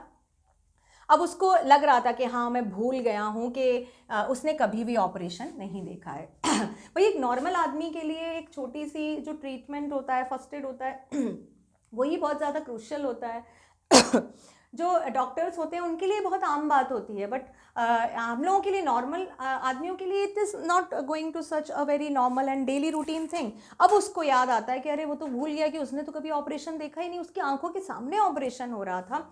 अब उसकी जो डिस्ट्रेस यानी कि इनेबिलिटी थी, उसका जो दुख था, उसकी जो इनेबिलिटी थी, जो कि उसको एकदम से इम्पेशेंट कर देती है। किसको इम्पेशेंट कर देती है, सदाओ को। मतलब सदाओ थोड़ा सा सिंपैथेटिक हो रहा था टुवर्ड्स हाना, बिकॉज हाना ने कभी ऑपरेशन नहीं देखा था, उसको जो दुख और इनेबिलिटी हो रहा था, वो जो भी बोल रहा था कि भाई ये करो उसके सामने, तो उसके लिए ये ईजी नहीं था, लेकिन वो कुछ भी नहीं कर सकता था, और ये चीज़ उसको इरिटेट कर रही थी। मतलब वो बहुत ज़्यादा इरिटेट फील कर रहा था, किसकी वजह से, वो जो आदमी लेटा हुआ था उसकी वजह से, जो कि बिल्कुल डेड पड़ा हुआ था अंडर हिज नाइफ। उसके हाथ में जो भी इंस्ट्रूमेंट था उससे वो अपना जो उसका ट्रीटमेंट कर रहा था, उसकी वजह से वो वहाँ से नहीं हिल सकता था, क्योंकि हाना की तबीयत खराब हो रही थी। वो जाना चाहता था लेकिन वो नहीं जा सकता था। ये चीज़ उसको बहुत ज़्यादा इरिटेट कर रही थी। थोड़ी देर के लिए भी अगर वो काम रोक कर जाता, मतलब जा ही नहीं सकता था ना, क्योंकि वहाँ पे और कोई भी नहीं था, अगर वो थोड़ी देर के लिए भी रोकता तो वो आदमी मर सकता था। This man, he thought, there is no reason under heaven why he should live. Now, unconsciously, this thought made him ruthless and he proceeded swiftly. In his dream, the man moaned, but Sadao paid no heed except to mutter at him.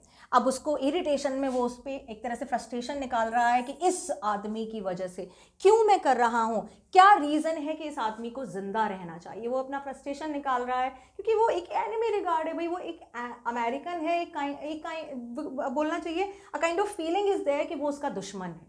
ये एक general feeling उसके मन में है, लेकिन फिर भी यहाँ पर जो इरिटेशन हो रही है वो उसमें बोल रहा है कि भाई इस आदमी को क्यों जिंदा रहना चाहिए। अनकॉन्शियसली बिना सोचे समझे, बिना अपने सेंस के, वो जो था थोड़ा सा कैसा बन गया था, र्यूड बन गया था, रूथलेस बन गया था, मतलब बहुत रफली, वो थोड़ा सा रफ टेक्सचर वो शो कर रहा था, अपना रफ बिहेवियर शो कर रहा था, और वो जो काम कर रहा था बहुत स्विफ्टली कर रहा था, यानी कि क्विकली, बहुत प्रिसाइसली अब नहीं कर रहा था। उसको नहीं लग रहा था कि भाई हाँ नीचे कोई लेटा हुआ है, उसका ऑपरेशन चल रहा है, उसने उसको एनेस्थीसिया भी नहीं दिया, मतलब उसकी बॉडी पर यूं ही उसकी हालत इतनी ज़्यादा ख़राब थी, वो अपनी हालत की वजह से बेहोश था, लेकिन अभी भी उसको दर्द फील हो रहा था और इसी वजह से he was morning. Morning is called जब आपको दर्द से, जब इस तरह कराहना बोल सकते हो आप, वो दर्द से करा रहा था क्योंकि उसको लग रहा था, चोट लग रहा था, उसकी बॉडी में इंस्ट्रूमेंट लग रहे थे। भाई वो कौन कौन से इंस्ट्रूमेंट यूज़ कर रहे थे, सिजर, शार्प नाइफ, नीडल, बहुत सारी चीज़ें, उसको पेन हो रहा था, ऑलरेडी उसके बहुत ज़्यादा घाव था और जब वो ऑपरेशन कर रहे थे उसको और ज़्यादा दर्द हो रहा था, लेकिन डॉक्टर सदाओ ने उसकी तरफ थोड़ा सा भी ध्यान नहीं दिया। ही इज कॉल्ड अटेंशन, थोड़ा सा भी ध्यान नहीं दिया एंड उसके लिए वो मटर इज कॉल्ड, उसके लिए वो बड़बड़ाते रहे। मतलब उसको फ्रस्ट्रेशन हो रही थी कि वो बाहर नहीं जा पा रहा है, तो वो इरिटेट हो रहा था और वो अपनी उसी काम के साथ ही वो बड़बड़ाते भी जा रहे थे। Groan, he muttered. Groan if you like. I'm not doing this for my own pleasure. In fact, I do not know why I am doing it. The door opened and there was Hannah again. Where is the anesthetic? She asked in the clear voice. Sadao motioned with his chin. It is as well that you came back, he said. This fellow is beginning to stare. Groan. Now, groan is a sounding word. ठीक है, sound word है, तो आप बोल सकते हो ये किस तरह का है, हार्श या हार्श साउंडिंग वर्ड। ठीक है, वो इस तरह से बोल रहे हैं ना कि चिल्लाओ, जैसे हम लोग बोलते हैं ना चिल्लाओ और चिल्लाओ, तो वो भी बोल रहे थे कि चिल्लाओ और चिल्लाओ, मतलब अगर तुम्हें मन कर रहा है ना तो और चिल्लाओ, क्योंकि मैं ये अपनी खुशी के लिए नहीं कर रहा हूँ, मैं जो भी कर रहा हूँ मैं अपनी खुशी के लिए नहीं कर रहा हूँ, लेकिन मुझे ये नहीं पता कि मैं ये क्यों कर रहा हूँ। मतलब उस टाइम पे he was a doctor, he was just regarded as a god for the dying man, but दूसरी तरफ वो अपना एक ह्यूमन नेचर दिखा रहा है कि वो उसको इरिटेशन जो आ रही है वो शो कर रहा है कि चिल्लाओ, खूब चिल्लाओ, ये मैं अपने लिए नहीं कर रहा हूँ, लेकिन मैं क्यों कर रहा हूँ मुझे समझ में नहीं आ रहा है। तभी दरवाज़ा खुलता है, हाना आ जाती है वहाँ पर और उसके बाद वो कहती है कि भाई कहाँ है एनेस्थेटिक, मतलब जो मुझे दवा देनी है वो कहाँ है। अपनी क्लियर वॉइस में वो बोलती है। डॉक्टर जो सदाओ हैं वो मोशनड विद चिन मूवमेंट, मतलब इस तरह से बोल देते हैं ना कि वहाँ रखी है, वो कुछ बोलते नहीं है, बस उसको इशारा कर देते कि वहाँ रखी है। It is well that you came back, उसने कहा कि फिर तुम अच्छा हुआ कि तुम वापस आ गई, क्योंकि ये जो फैलो है, फैलो, अब यहाँ पे फैलो किसको बोल रहा है, वो फैलो इज कॉल्ड कंपेनियन। कंपेनियन आप बोल सकते हो किसको बोलते हैं, फ्रेंड को। तो अब वो मतलब उसका पेशेंट था, अभी वो उसको जैसे चाहे वैसे ट्रीट कर सकता, थोड़ी देर पहले गुस्सा दिखा रहा था, अब वो बोल रहा था कि भाई इस आदमी के लिए अब एनेस्थेसिया ज़रूरी है क्योंकि ये स्टेयर करने लगा है। स्टेयर इज कॉल्ड मूव करने लगा है, मतलब उसको दर्द फील हो रहा है, बहुत ज़्यादा डीप ट्रीटमेंट हो रहा था, डीपली उसके इंस्ट्रूमेंट जा रहे थे, तो ऑब्वियसली उसको दर्द तो बहुत ज़्यादा होगा। तो उसने कहा कि अब ये आदमी हिलने लगा है, जबकि वो बेहोश था, तो we can just feel the intensity of the pain that was paining him, कि उसको कितना ज़्यादा दर्द हो रहा था, उसकी वजह से वो हिल रहा था। उन्होंने कहा कि अब ये टाइम आ गया है कि अब आप इसको एनेस्थीसिया दो। She had the bottle and some cotton in her hand, but how shall I do it? She asked. Simply saturate the cotton and hold it near his nostril. Sadao replied without delaying for one moment, and the intricate detail of his work. When he breathes badly, move it away a little. उसने कहा कि कैसे करूँ, ठीक है। जब ये उसने बोला, उसने बॉटल ले ली और थोड़ी सी कॉटन ले ली अपने हाथ में, मतलब जो दवा थी और थोड़ी सी कॉटन ले ली। उसने कहा बताओ कैसे करूँ, तो सदाओ ने कहा बहुत आसान है, तुम सैचुरेट मतलब भिगोना, मतलब जो कॉटन है उसमें दवा लो, उसको थोड़ा सा भिगो, उसकी नोस्ट्रिल के पास लेके जाओ। नोस्ट्रिल इज कॉल्ड, जो होल होते हैं हमारे, तो वो लेटा हुआ था, उन्होंने कहा कि धीरे से उसकी नोस्ट्रिल के पास लेकर जाओ एंड थोड़ा देर के लिए होल्ड करो। जैसे ही उसको ऐसा लगे कि वो बहुत बैड ब्रीथिंग ले रहा है, मतलब वो थोड़ा सा शो करेगा, हल्का सा रिएक्शन इस तरह से, ठीक है, नाक बनाएगा या जो भी करेगा, तभी समझ जाना कि हाँ the medicine has already gone in the body, और उसके बाद वो उसको हटा सकती है, मतलब थोड़ा सा उसके आगे हटा सकती है। और ये वो क्या बोल रहा था, जो अपने इंट्रिकेट वर्क कर रहा था, इंट्रिकेट इज कॉल्ड डेलिकेट, जो बहुत महीन काम कर रहा था, महीन मतलब बहुत प्रिसाइज। ऑपरेशन में थोड़ा सा भी कुछ भी मिस्टेक हो जाए तो that can take the life of the person. तो जो भी वर्क कर रहा था उसके साथ साथ वो उसको इंस्ट्रक्शन देता जा रहा था कि तुमको अब क्या करना है और कैसे करना है। She crouched close to the sleeping face of the young American. It was piteously thin face, she thought, and the lips were twisted. The man was suffering whether he knew it or not. Watching him, she wondered if the stories they heard sometimes of the sufferings of the prisoners were true. They came like flickers of the rumors told by the word of the mouth and always contradicted. अब she क्राउच्ड, क्राउच्ड का मतलब होता है घुटनों के बल बैठ जाना, ठीक है, जैसे आप बोलते हैं ना उकरू बैठ जाना, क्योंकि वो उल्टा था, वो मैन उल्टा लेटा हुआ था, अपने पेट के बल लेटा हुआ था, तो वो उकरू बैठ गई, उसको नीचे जाना था तो वो she just set like this, ठीक है, this is the crouch condition.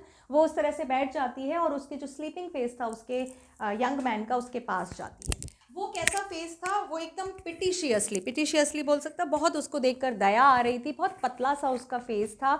उसने सोचा, उसके जो लिप्स थे वो ट्विस्ट हो गए थे, ट्विस्ट का मतलब because of the torture, because of the hunger, thrust, बहुत सारी चीज़ें उसने झेली थी, उसकी वजह से जो उसके लिप्स थे वो ट्विस्ट हो गए थे।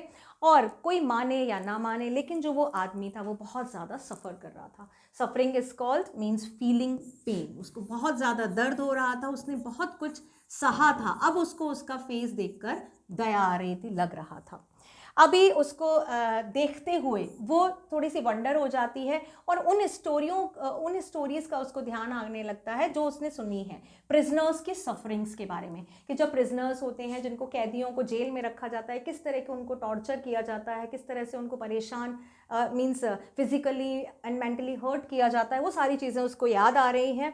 और अभी ये एक तरह से उसको लगता है कि ये फ्लिकर्स ऑफ र्यूमर्स हैं। नाउ फ्लिकर्स आप बोल सकते हो कमिंग एंड गोइंग, इस तरह के फ्लिकर्स हैं। एंड वो बोलती है कि इस तरह के र्यूमर्स होते हैं कि भाई ये तो कहानियाँ होती हैं जो इस तरह की मैंने सुनी है, कभी कभी सुनी है, आते जाते सुनी है मैंने इस तरह की कहानियाँ, कि जिस तरह से बोला जाता है कि भाई प्रिजनर्स को बहुत टॉर्चर किया जाता है। लेकिन जो भी बोला जाता है, told by the mouth and always contradicted, मतलब हमेशा ही मैंने इसको कॉन्ट्रडिक्ट किया है, मतलब इसका विरोध किया है, क्योंकि मैंने तो बस ये सुना है, हम लोगों को भी क्या पता कि भाई प्रिजनर्स को जिस तरह से रखा जाता है जेल, और यहाँ पर तो ये वॉर प्रिजनर्स हैं, प्रिजनर्स ऑफ द वॉर हैं, these are not the prisoners of any crime और any kind of mishappening, ये तो वॉर के प्रिजनर्स हैं, इनको तो और भी ज़्यादा टॉर्चर किया जाता होगा। तो वो उन्हीं सारी कहानियों के बारे में सोच रही है उसका फेस देखने के बाद। In the newspaper, the reports were always that wherever the Japanese army went, the people received them gladly, with cries of the joy at their liberation. But sometimes she remembered such man as General Takima, who at home beat his wife cruelly, though no one mentioned it, now that he had fought so victorious a battle in Manchuria. If a man like that could be so cruel to a woman in his power, would he not be cruel to one like this, for instance? अब यहाँ पर वो सोचती है कि हाँ, जितनी भी उसने इस तरह की कहानियाँ पढ़ी हैं, उसने देखा तो बिल्कुल अलग है। उसने न्यूज़पेपर में देख लो, जो भी रिपोर्ट्स निकलती हैं, वहाँ पर बताया जाता है कि भाई जापानीज़ आदमी जहाँ भी जाते, जापानीज़ आर्मी जो सोल्जर्स हैं वो जहाँ भी जाते हैं, लोग उनको बहुत अच्छे से, बहुत हैप्पीली ग्रीट करते हैं। ग्लैडली इज कॉल्ड हैप्पीली, बहुत ही खुशी खुशी उनको ग्रीट किया जाता है, ग्रीट इज कॉल्ड वेलकम किया जाता है, उनका बहुत स्वागत किया जाता है। विथ क्राइज ऑफ जॉय, मतलब वो सब लोग जॉयज चिल्लाते हैं, मतलब क्राई हैप्पीनेस में चिल्लाते हैं, देयर लिबरेशन, उनके फ्रीडम को सेलिब्रेट करते हैं, अपने फ्रीडम के लिए वो एक तरह से उनको थैंक यू बोल रहे हैं, उनका बहुत स्वागत किया जाता है। लेकिन फिर वो याद करती है कि वो इस तरह के लोगों को याद करती है, जैसे कि जनरल टकीमा, ठीक है, एक जनरल हैं आर्मी के, जो उनका नाम जनरल टकीमा है, कि वो किस तरह से अपनी वाइफ को बहुत बुरी तरह से मारते थे घर में। लेकिन इसके बारे में कभी भी न्यूज़पेपर में कुछ भी नहीं छपा, क्योंकि उन्होंने जो एक लड़ाई लड़ी थी मंचूरिया में, उससे उनका बहुत ज़्यादा नाम हो गया और उससे उनकी वो चीज़ें छुप गई जो वो अपनी वाइफ के साथ करते थे। तो यहाँ पे वो क्या कर रही है, इस तरह की जो न्यूज़ जो उसको पता है उस टाइम पर, उसका फेस देखने के बाद जो फिजिकली टॉर्चर है, उससे रिलेटेड जो भी उसकी मेमोरीज हैं, जो भी उसकी रिमेम्बरेंस हैं या हर्ड स्टोरीज हैं, वो याद आ रही हैं हाना को। तो उन्होंने उनके बारे में सुना था, जनरल टकीमा के बारे में, कि कैसे वो अपनी वाइफ को मारते थे, लेकिन उसका कभी भी कोई जिक्र नहीं हुआ, क्योंकि उनको एक तरह से दिया जाता है इसका मीन्स उनको इसका एक तरह से श्रेय दिया जाता है कि हाँ भाई, इनकी वजह से मंचूरिया की बैटल जीती गई है। अभी यहाँ पर अगर ऐसा मैंने जो अपनी वाइफ के साथ इतना क्रूअल हो सकता है, तो वो किसी दूसरे अननोन स्ट्रेंजर के साथ कितना ज़्यादा क्रूअल होगा, ये हम सोच भी नहीं सकते। तो यहाँ पे वो आर्मी से ही रिलेटेड बात बता रही है कि भाई जो आर्मी के लोग हैं, वो दूसरे जो देश के लोग हैं, प्रिजनर ऑफ द वॉर हैं, जो भी उनके प्रिजनर्स हैं, उनसे किस तरह से ट्रीट करते हैं। अगर वो अपने घर वालों को ही इतनी क्रूअली ट्रीट करते हैं तो वो जो अनजान लोग हैं, वो जो क्रिमिनल्स हैं, उनको वो तो कितनी बुरी तरह से ट्रीट करते होंगे। यहाँ पर एक छोटी सी इंफॉर्मेशन मंचूरिया के बारे में दे देती हूँ। Manchuria is made up of China's 3 north eastern most province, ठीक है, 3 हैं उसकी नॉर्थ ईस्टर्न प्रोविंसेस हैं। प्रोविंसेस आप बोल सकते हो स्टेट, ठीक है, छोटे छोटे स्टेट हैं जिससे मिलकर एक बड़ा स्टेट बनता है, और उनका नाम है लियोनोइंग, जिलिंग एंड हेलेनोग्लैंग। ये 3 स्टेट हैं, 3 प्रोविंस हैं, जिनसे मिलकर क्या बना है मंचूरिया, ठीक है। ये जापानीज के इसमें देखो ये मैप में जो आपको इस तरह का जो रेड कलर का जो पार्ट दिख रहा है, दैट इज मंचूरिया, ये मंचूरिया है। तो यहाँ पे जो बैटल हुई थी उसको लीड किया था जनरल तकीमा ने, and they one this battle, वो जीत गए थे। तभी से उन्होंने जो भी उनके घर के जितने फिजिकल टॉर्चर हैं that he had done towards his wife, वो सारे सब लोग भूल गए, क्योंकि जनरल तकीमा ने जीत दिलाई थी मंचूरिया में। तो उसको वो फिजिकल टॉर्चर भी याद आते हैं कि जो लोग अपनी फैमिली मेंबर के साथ ऐसा करते हैं, वो प्रिजनर के साथ तो बहुत बुरा बर्ताव करते होंगे। She hoped anxiously that this young man had not been tortured. It was at this moment that she observed deep red scars on his neck just under the ear. Those scars, she murmured, lifting her eyes to Sadao, but he did not answer. At this moment, he felt the tip of his instrument strike against something hard. अभी वो तो बहुत ज़्यादा worried feel कर रही थी इस young man के लिए। आप क्या देखते हैं हम, मतलब उसको इतना करीब से देखने के बाद, उसकी परेशानी, उसका जो पेन था, उसको फील करने के बाद, now Hana was feeling a little worried about that man. उसको उसके बारे में उसके लिए बहुत ज़्यादा चिंता हो रही थी, जो कि क्या इसको हैड नॉट बीन टॉर्चर, मतलब क्या इसको टॉर्चर नहीं किया गया होगा, इतना ज़्यादा इंजर्ड है, मतलब इसको भी टॉर्चर बहुत ज़्यादा किया होगा। एक मोमेंट के लिए तो वो ऑब्जर्व करती है बहुत डीप स्कार्स, स्कार्स मतलब जो दाग बोल सकते हो, घाव, उसके कान के नीचे इस तरफ यहाँ पर बहुत बड़े बड़े स्कार्स थे, ठीक है। स्कार्स इज कॉल्ड स्पॉट्स थे, मार्क्स थे, मतलब किसी पिटाई के, जैसे कि टॉर्चर किया हो, मारा गया हो, उसको स्पॉट्स दिखाई देते हैं। और वो धीरे धीरे बोलती है। Murmured is also called spoke low, बहुत धीरे धीमी वॉइस में वो बोलती है कि वो स्कार्स, मतलब सदाओ की तरफ देखकर बोलती है कि यहाँ उसको चोट लगी है, यहाँ पर उसके मार्क्स है। लेकिन जो सदाओ है वो उसने कोई भी आंसर नहीं दिया, उसने उसकी तरफ देखा भी नहीं, क्योंकि अभी वो अपने काम में बहुत ज़्यादा बिल्कुल एकदम से अटेंटिव था। और तभी इसी टाइम पर जो उसका इंस्ट्रूमेंट था वो किसी हार्ड चीज़ से स्ट्रक होता है। मतलब वो जो डीप, उसको ये तो पता था कि बुलेट अभी अंदर है, लेकिन अब जो ऑपरेशन के इस टाइम पर उसको पता चलता है, और उसका जो इंस्ट्रूमेंट था, जिस इंस्ट्रूमेंट से वो फाइंड आउट कर रहा था, वो किसी हार्ड चीज़ से स्ट्रक किया, मतलब आवाज़ आई, ऐसा लगा। Dangerously near the kidney, all thoughts left him. He felt only the purest pleasure. He probed with his finger delicately, familiar with every atom of this human body. His old American professor of anatomy had seen to that knowledge. Ignorance of the human body is the surgeon's cardinal sin. Sirs, he had thundered at his classes year after year. Dangerously मतलब बहुत खतरनाक तरीके से जो bullet थी वो कहाँ पर लगी थी, नियर द किडनी, बिल्कुल किडनी के पास लगी हुई थी। यहाँ पर लगी थी, हमारी किडनी यहाँ पर होती है, ठीक है, तो लोअर बैक में जहाँ पे लगी थी, तो वो बिल्कुल इतनी ज़्यादा डीप लगी हुई थी कि वो किडनी के बिल्कुल पास आकर जो बुलेट थी वो लगी थी। अब यहाँ पर उसको बहुत ज़्यादा प्योरेस्ट प्लेजर, मतलब बहुत ज़्यादा खुशी होती है, because whatever he was trying to find out, उसको बुलेट निकालनी थी तो वो उसको मिल गई थी, बहुत ज़्यादा खुशी हो रही थी।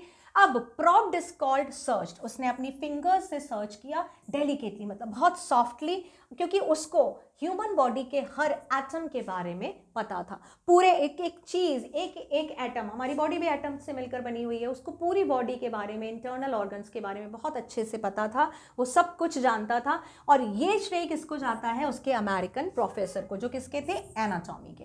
Now anatomy, what is anatomy? The branch of the science concerned with the bodily structure of the humans, animals and the other living organism, especially as revealed by the dissection and dissection of the part. मतलब कोई भी पूरा bodily structure है किसी भी living organism का, human हो, animal हो, कोई भी ऑर्गेनिज्म, कोई भी क्रीचर हो, उसको डाइसेक्शन किया जाए, सेक्शन किया जाए, पार्ट्स किया जाए, उस तरह का जो डीप स्टडी है उसको एनाटॉमी बोला जाता है। मतलब आप बोल सकते हो the study of total human body organs, all human body organs की जो स्टडी है दैट इज कॉल्ड एनाटॉमी। जो उनके एनाटॉमी के प्रोफेसर थे, जब वो वहाँ पर पढ़ाई कर रहे थे तब वो हमेशा क्या बोलते थे कि इग्नोरेंस, मतलब अवॉइड करना, इग्नोर करना, ह्यूमन बॉडी के किसी भी पार्ट को इग्नोर करना जो सर्जन है उसका कार्डिनल सिन है। कार्डिनल इज कॉल्ड सबसे बेसिक, सबसे फर्स्ट, ठीक है, सबसे जो प्राइमरी जो सिन है वो क्या है, किसी भी ऑर्गन को इग्नोर करना। इसका मतलब क्या था,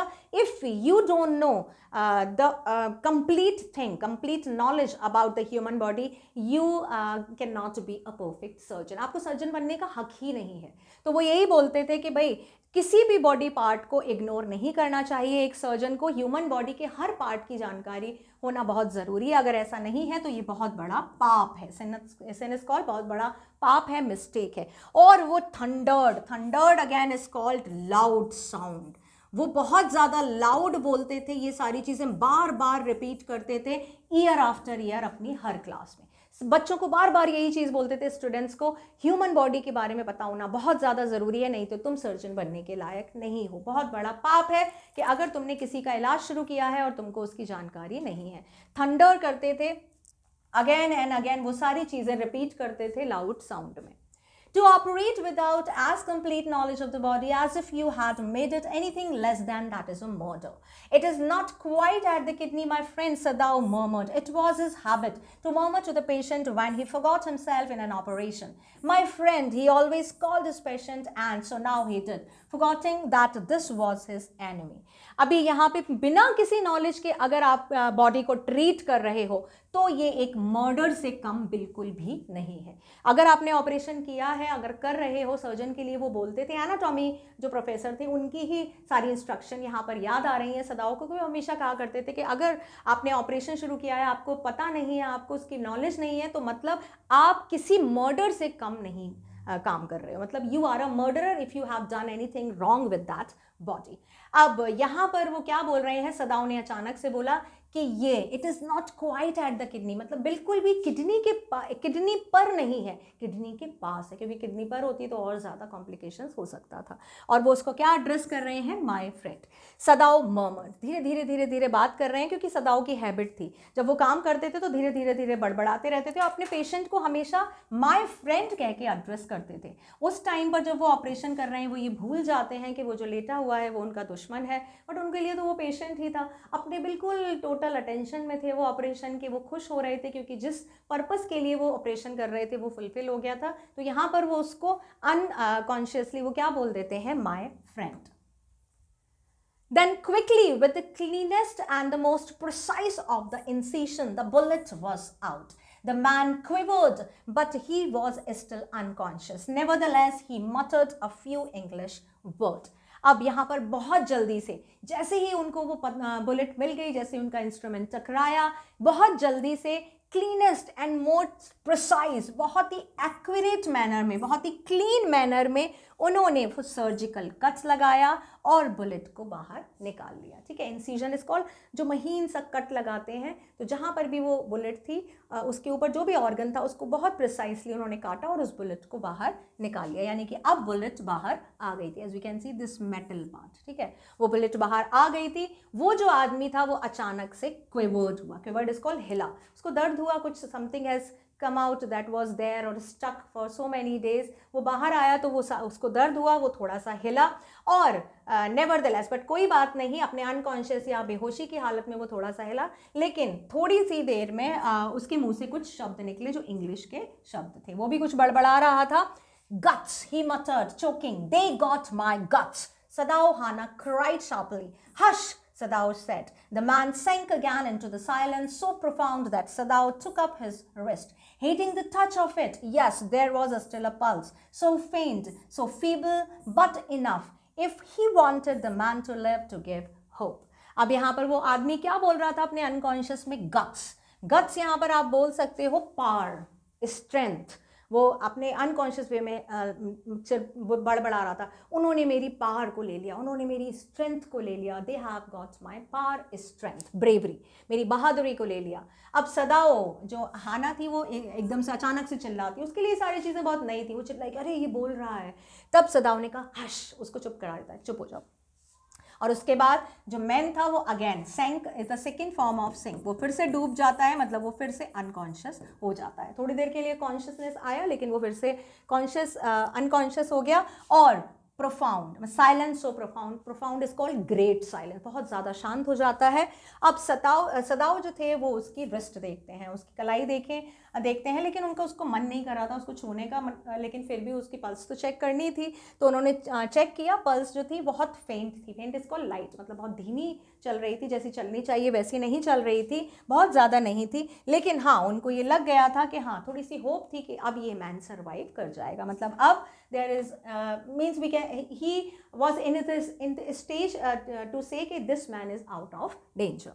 But certainly I do not want this man to live, he thought. No more anesthetic, he told Hana. He turned as swiftly as though he had never paused, and from his medicines he chose a small vial and from it filled a hypodermic and thrust it into the patient's left arm, then putting down the needle. अब जैसे ही हाना उस time पर उसके पास थी, तब उन्होंने कहा कि नहीं अब ऑपरेशन हो गया है, अब एनेस्थेटिक की ज़रूरत नहीं है, मतलब उसने कहा कि अब बहुत ज़्यादा एनेस्थेटिक की ज़रूरत नहीं है क्योंकि अब ये आदमी डेंजर से बाहर है। उन्होंने हाना को बोला कि हाँ भाई अब इसको एनेस्थीसिया और देने की ज़रूरत नहीं है। उसके बाद बहुत जल्दी ही उन्होंने क्या किया, थोड़ा देर के लिए रुके और उसके बाद जो मेडिसिन उन्होंने उसमें से जो भी मेडिसिन वो लेकर आए थे उसमें से छोटी सी स्मॉल वायल इस कॉल्ड, एक छोटा सा जो इंजेक्शन की शीशी होती है, दिस इज़ वायल, ठीक है, ये जो शीशी आपको दिखाई दे रही है that is vial, a small glass container या बॉटल जिसमें मेडिसिन फिल होती है। और उसके बाद उन्होंने एक हाइपोडर्मिक सिरिंज लिया, ये हाइपोडर्मिक सिरिंज है, ठीक है, ये क्या है, ये है syringe.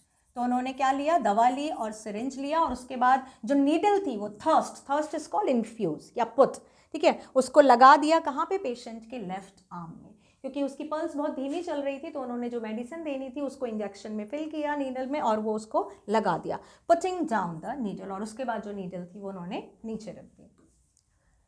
He took the man's wrist again. The pulse under his finger fluttered once or twice and then grew stronger. This man will live in spite of all, he said to Hana and sighed. The young man woke, so weak, his blue eyes so terrified when he perceived where he was, that Hana felt compelled to apologize. She herself served him, for none of the servants would enter the room.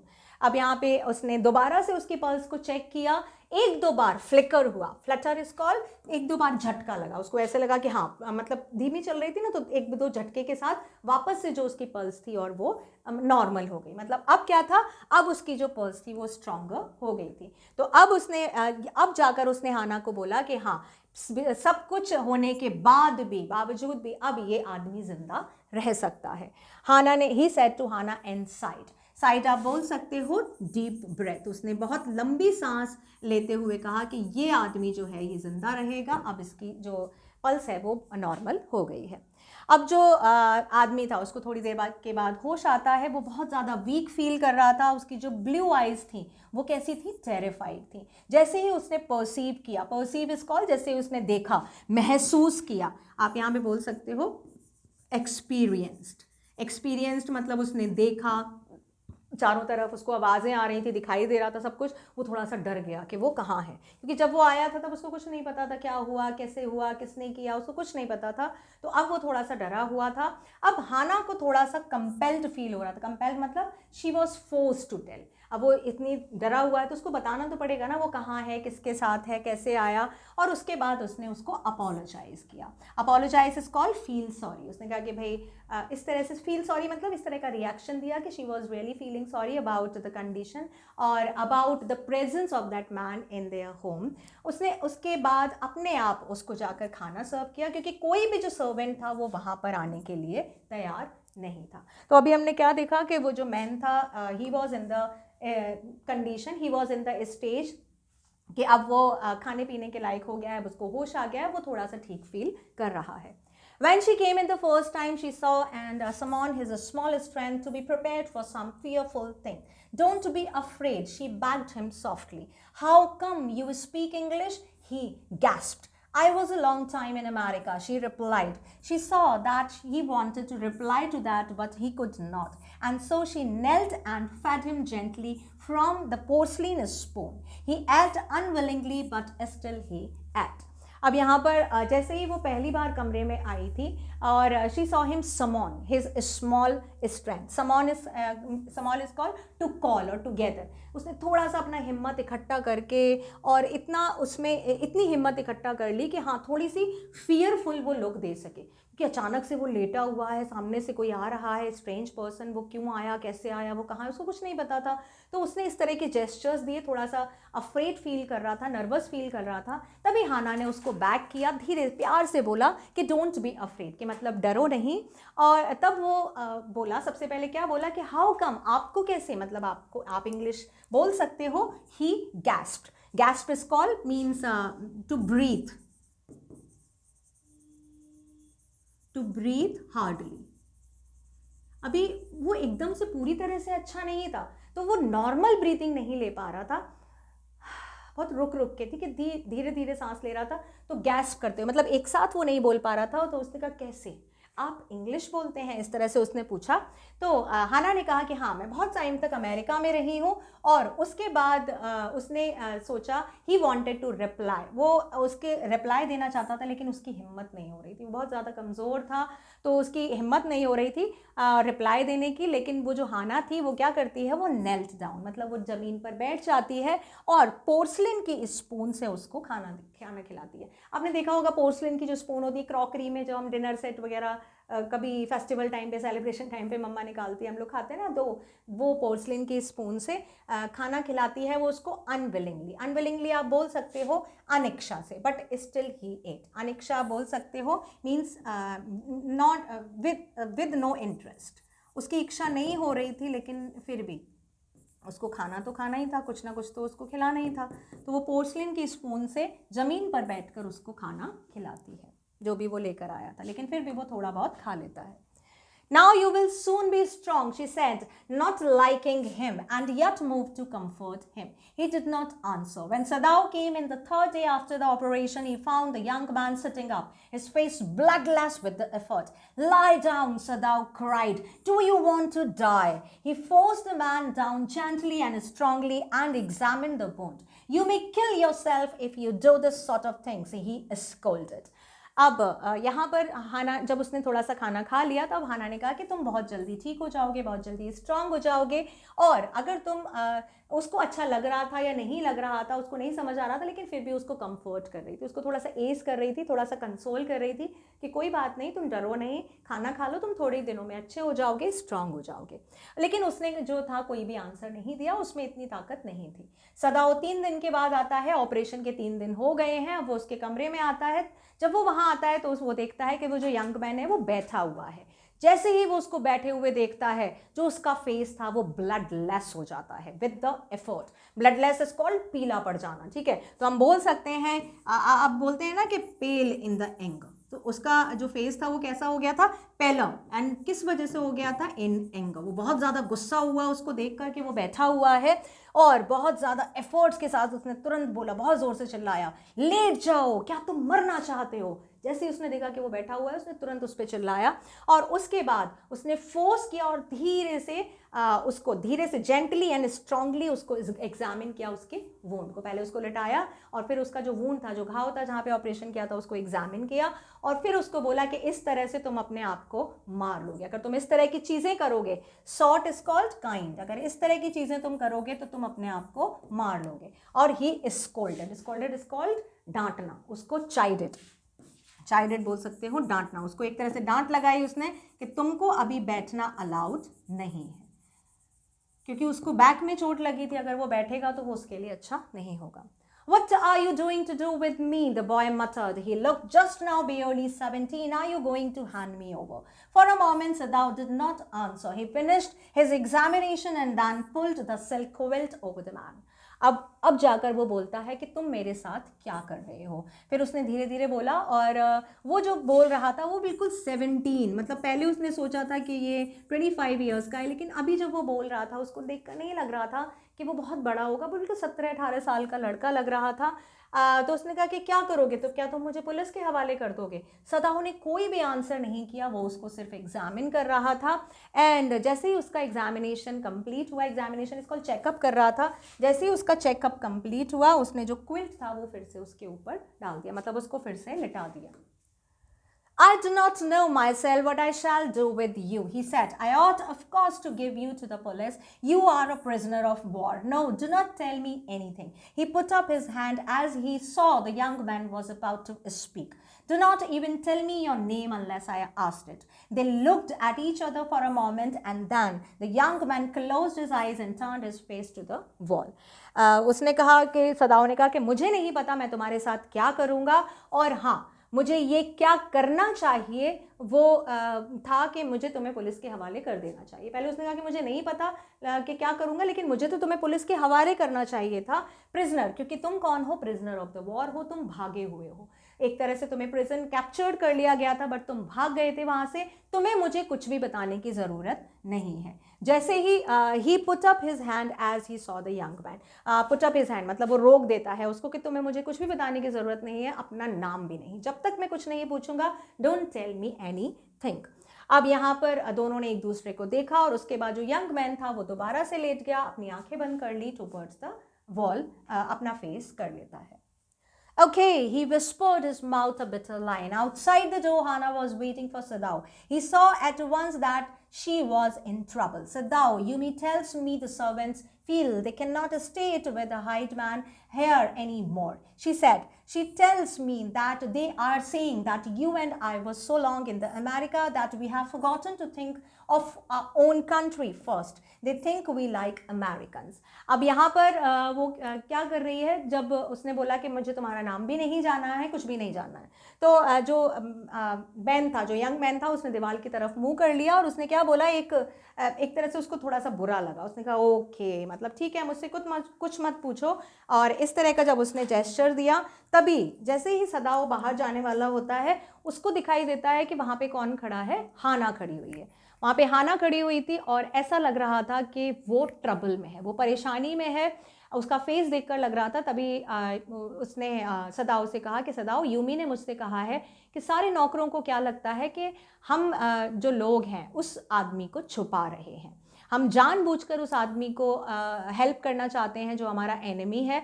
और उसने ये भी कहा कि सारे servant ऐसे बोल रहे हैं कि हमारे जो मास्टर्स हैं डॉक्टर सदाओ और हाना, बहुत टाइम तक हम लोग अमेरिका में रहे हैं, इसीलिए हम लोग सब भूल गए हैं कि हम किस कंट्री के हैं, हमारा रिलीजन क्या है, हमारे लिए अमेरिकन का क्या बिहेवियर, क्या एटीट्यूड होना चाहिए, हम लोग सब कुछ भूल गए हैं, और हमको सिर्फ क्या याद है कि हमने एक एनिमी को अपने घर में छुपाया हुआ है।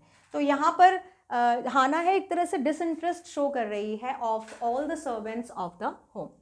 It is not true, Sadao said harshly. Americans are our enemies. But I have been trained not to let a man die if I can help it. The servants cannot understand that, she said anxiously. No, he agreed. Neither seemed able to say more, and somehow the household dragged on. The servants grew more watchful. Their courtesy was as careful as ever. But their eyes were cold upon the pair to whom they were hired. अब यहाँ पर doctor सदाओ कहते हैं कि ये सही नहीं है। सदाओ ने बहुत ज़्यादा रफली कहा कि वो जो अगर ऐसा सोचते हैं तो वो बहुत गलत सोचते हैं कि हमने जानबूझकर उसको छुपाया हुआ है, क्योंकि अमेरिकन हमारे एनिमीज़ हैं, मैं ये बात नहीं भूला हूँ, लेकिन इस तरह मैं एक साथ साथ एक डॉक्टर भी हूँ। हमको सिखाया जाता है कि हमको किसी भी आदमी को मरने के लिए नहीं छोड़ना है, अगर हम उसको बचा सकते हैं, अगर हम उसकी हेल्प कर सकते हैं। तब हाना ने कहा कि ठीक है, ये बात हम लोग जानते हैं, लेकिन सर्वेंट्स ये बात को नहीं समझते हैं, वो पढ़े लिखे नहीं हैं। तब सदाओ ने कहा हाँ, मैं ये बात समझ सकता हूँ, क्योंकि वो इलिटरेट हैं। अब यहाँ पर वो देख सकते हैं कि वो ज़्यादा और कुछ कह भी नहीं सकते थे, और क्या कहेंगे, वो इससे ज़्यादा वो नहीं कुछ कह सकते थे, क्योंकि उन्होंने अपनी कंसेंट से वो उस आदमी को अपने घर लेकर आए थे, उसका इलाज किया था, वो उसको अभी नहीं निकाल सकते थे जब तक वो पूरी तरह से ठीक नहीं हो जाता है। अभी यहाँ पर देख सकते हैं कि वो इससे ज़्यादा और कुछ नहीं बोल सकते थे, because somehow the house hold dragged on, कि किसी तरह से भी जो उनकी घर गृहस्थी है वो रेंगनी चाहिए। ड्रैग्ड का मतलब खिंचनी चाहिए, चलनी तो चाहिए उनकी जो था घर। और जो सर्वेंट्स थे अब वो क्या हो गए थे, वो बहुत ज़्यादा वॉचफुल हो गए थे, मतलब वो बहुत ज़्यादा चीज़ें देखने लगे थे, समझने लगे थे। वो वहाँ पर नहीं आ रहे थे, लेकिन फिर भी अपने मास्टर्स पर वो आए रख रहे थे। ऐसा लग रहा था जैसे वो उनकी जासूसी कर रहे हों। अब जो उनकी कर्टसी थी, जो जेंटलनेस थी, जो उनकी सर्विस थी, वो वैसी ही थी जैसे पहले थी। जो केयरफुल होना चाहिए वो लोग वैसे ही थे। लेकिन अब जो उनकी आईज थी, दे बिकेम कोल्ड, मतलब वो इमोशनलेस हो गए थे। किसकी तरफ? The pair to whom they were hired. यहाँ पे पेयर आया है हाना और सदाओ के लिए। देवर हायर्ड मतलब जिनको जॉब पे लगाया गया था। तो सदाओ और हाना, पेयर का मतलब क्या है? सदाओ और हाना। तो सदाओ और हाना के लिए अपना मतलब जो भी उनका फर्ज था वो निभा रहे थे, घर का काम कर रहे थे, जैसे तैसे घर का काम कर रहे थे विदाउट इंटरेस्ट। बट वो लोग जो थे अब ज़्यादा वॉचफुल हो गए थे। वो लोग मतलब अपने कान आँख सब उन्होंने खोल लिए थे, लेकिन वो इमोशनलेस हो गए थे। वो अपने मास्टर्स की, अपने मालिकों की बात जो थी, सेंटिमेंट्स को समझना नहीं चाहते थे।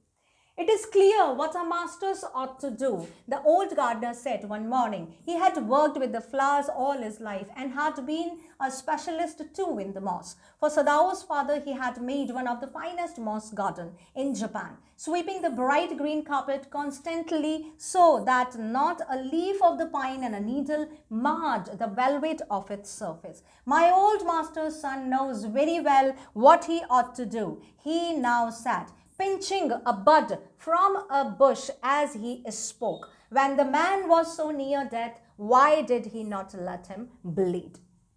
अब यहाँ पर जो ओल्ड गार्डनर है उसके बारे में बताया जा रहा है कि वो क्या कह रहा था, उसका क्या एटीट्यूड था। उसने कहा कि ये इसको देखते ही बहुत साफ है, साफ साफ दिखाई दे रहा है कि भाई हमारा मालिक क्या करना चाहता है और उसको क्या करना चाहिए। फिर उसने कहा कि देख, अब यहाँ पे गार्डनर के बारे में बताया जा रहा है कि पूरी लाइफ उसने फ्लावर्स के साथ काम किया। वो एक स्पेशलिस्ट था मॉस का भी ना। मॉस आप बोल सकते हैं बहुत जो सॉफ्ट ग्रास होती है, ऐसा लगता है जैसे वेलवेट का ग्रीन कलर का कार्पेट बिछा हुआ है, उस तरह की घास होती है, मखमली होती है बिल्कुल, उसको मॉस कहा जाता है। तो पूरी लाइफ उसने काम किया फ्लावर्स के साथ, स्पेशलिस्ट था वो मॉस का। और जब डॉक्टर के जब सदाओ के फादर जब जिंदा थे तो उसने उनके घर में एक सबसे सुंदर मॉस गार्डन बनाया हुआ था, जो जापान में बहुत ज़्यादा प्रसिद्ध होते हैं। जापान में बहुत सारे सॉफ्ट गार्डन, इस तरह के मॉस गार्डन मिल जाएंगे, तो उनके घर में भी उसने बनाया था। और वो उसको इतनी तरह से साफ करता था। स्वीपिंग इज कॉल्ड क्लीनिंग, झाड़ू वगैरह लगाना, उसकी क्लीनिंग करना, इतना ज़्यादा क्लीन रखता था कि नॉट अ सिंगल लीफ और अ पाइन ऑफ द नीडल, एक तिनका या एक लीफ भी वहाँ पर नहीं होती थी जो उसको मार कर सके या स्पॉइल कर सके। एकदम बहुत प्यारा सा ग्रीन कलर का क्लीन कार्पेट लगता था, जैसे कि वो कोई वेलवेट, ग्रीन कलर का वेलवेट का सरफेस हो। अब वो गार्डनर कहता है कि मेरा जो ओल्ड मास्टर का सन है, यहाँ पे ओल्ड मास्टर्स किसको बोला जा रहा है? सदाओ के फादर को बोला जा रहा है। तो वो कहते हैं कि सदाओ के फादर का जो सन है उसको अच्छी तरह से पता है कि उसको क्या करना चाहिए। अब यहाँ पर वो एक बड निकाल रहा है एक बुश से और बोलता जा रहा है। बड मतलब वो बुश की प्रूनिंग कर रहा है, ठीक है, कटाई छटाई कर रहा है। तो वो उसको जो निकालना है वो अपना काम करता जा रहा है और बोलता जा रहा है कि मेरे जो मास्टर हैं उनके बेटे को पता होना चाहिए कि उसको क्या करना है। अगर वो आदमी मर रहा था तो उसे क्यों नहीं मरने दिया गया? मतलब अगर वो बिल्कुल मरने वाला था, he was on the edge of the dying, तो उसको क्यों नहीं मरने दिया गया? उसको वापस जिंदा क्यों किया? उसका ट्रीटमेंट क्यों किया?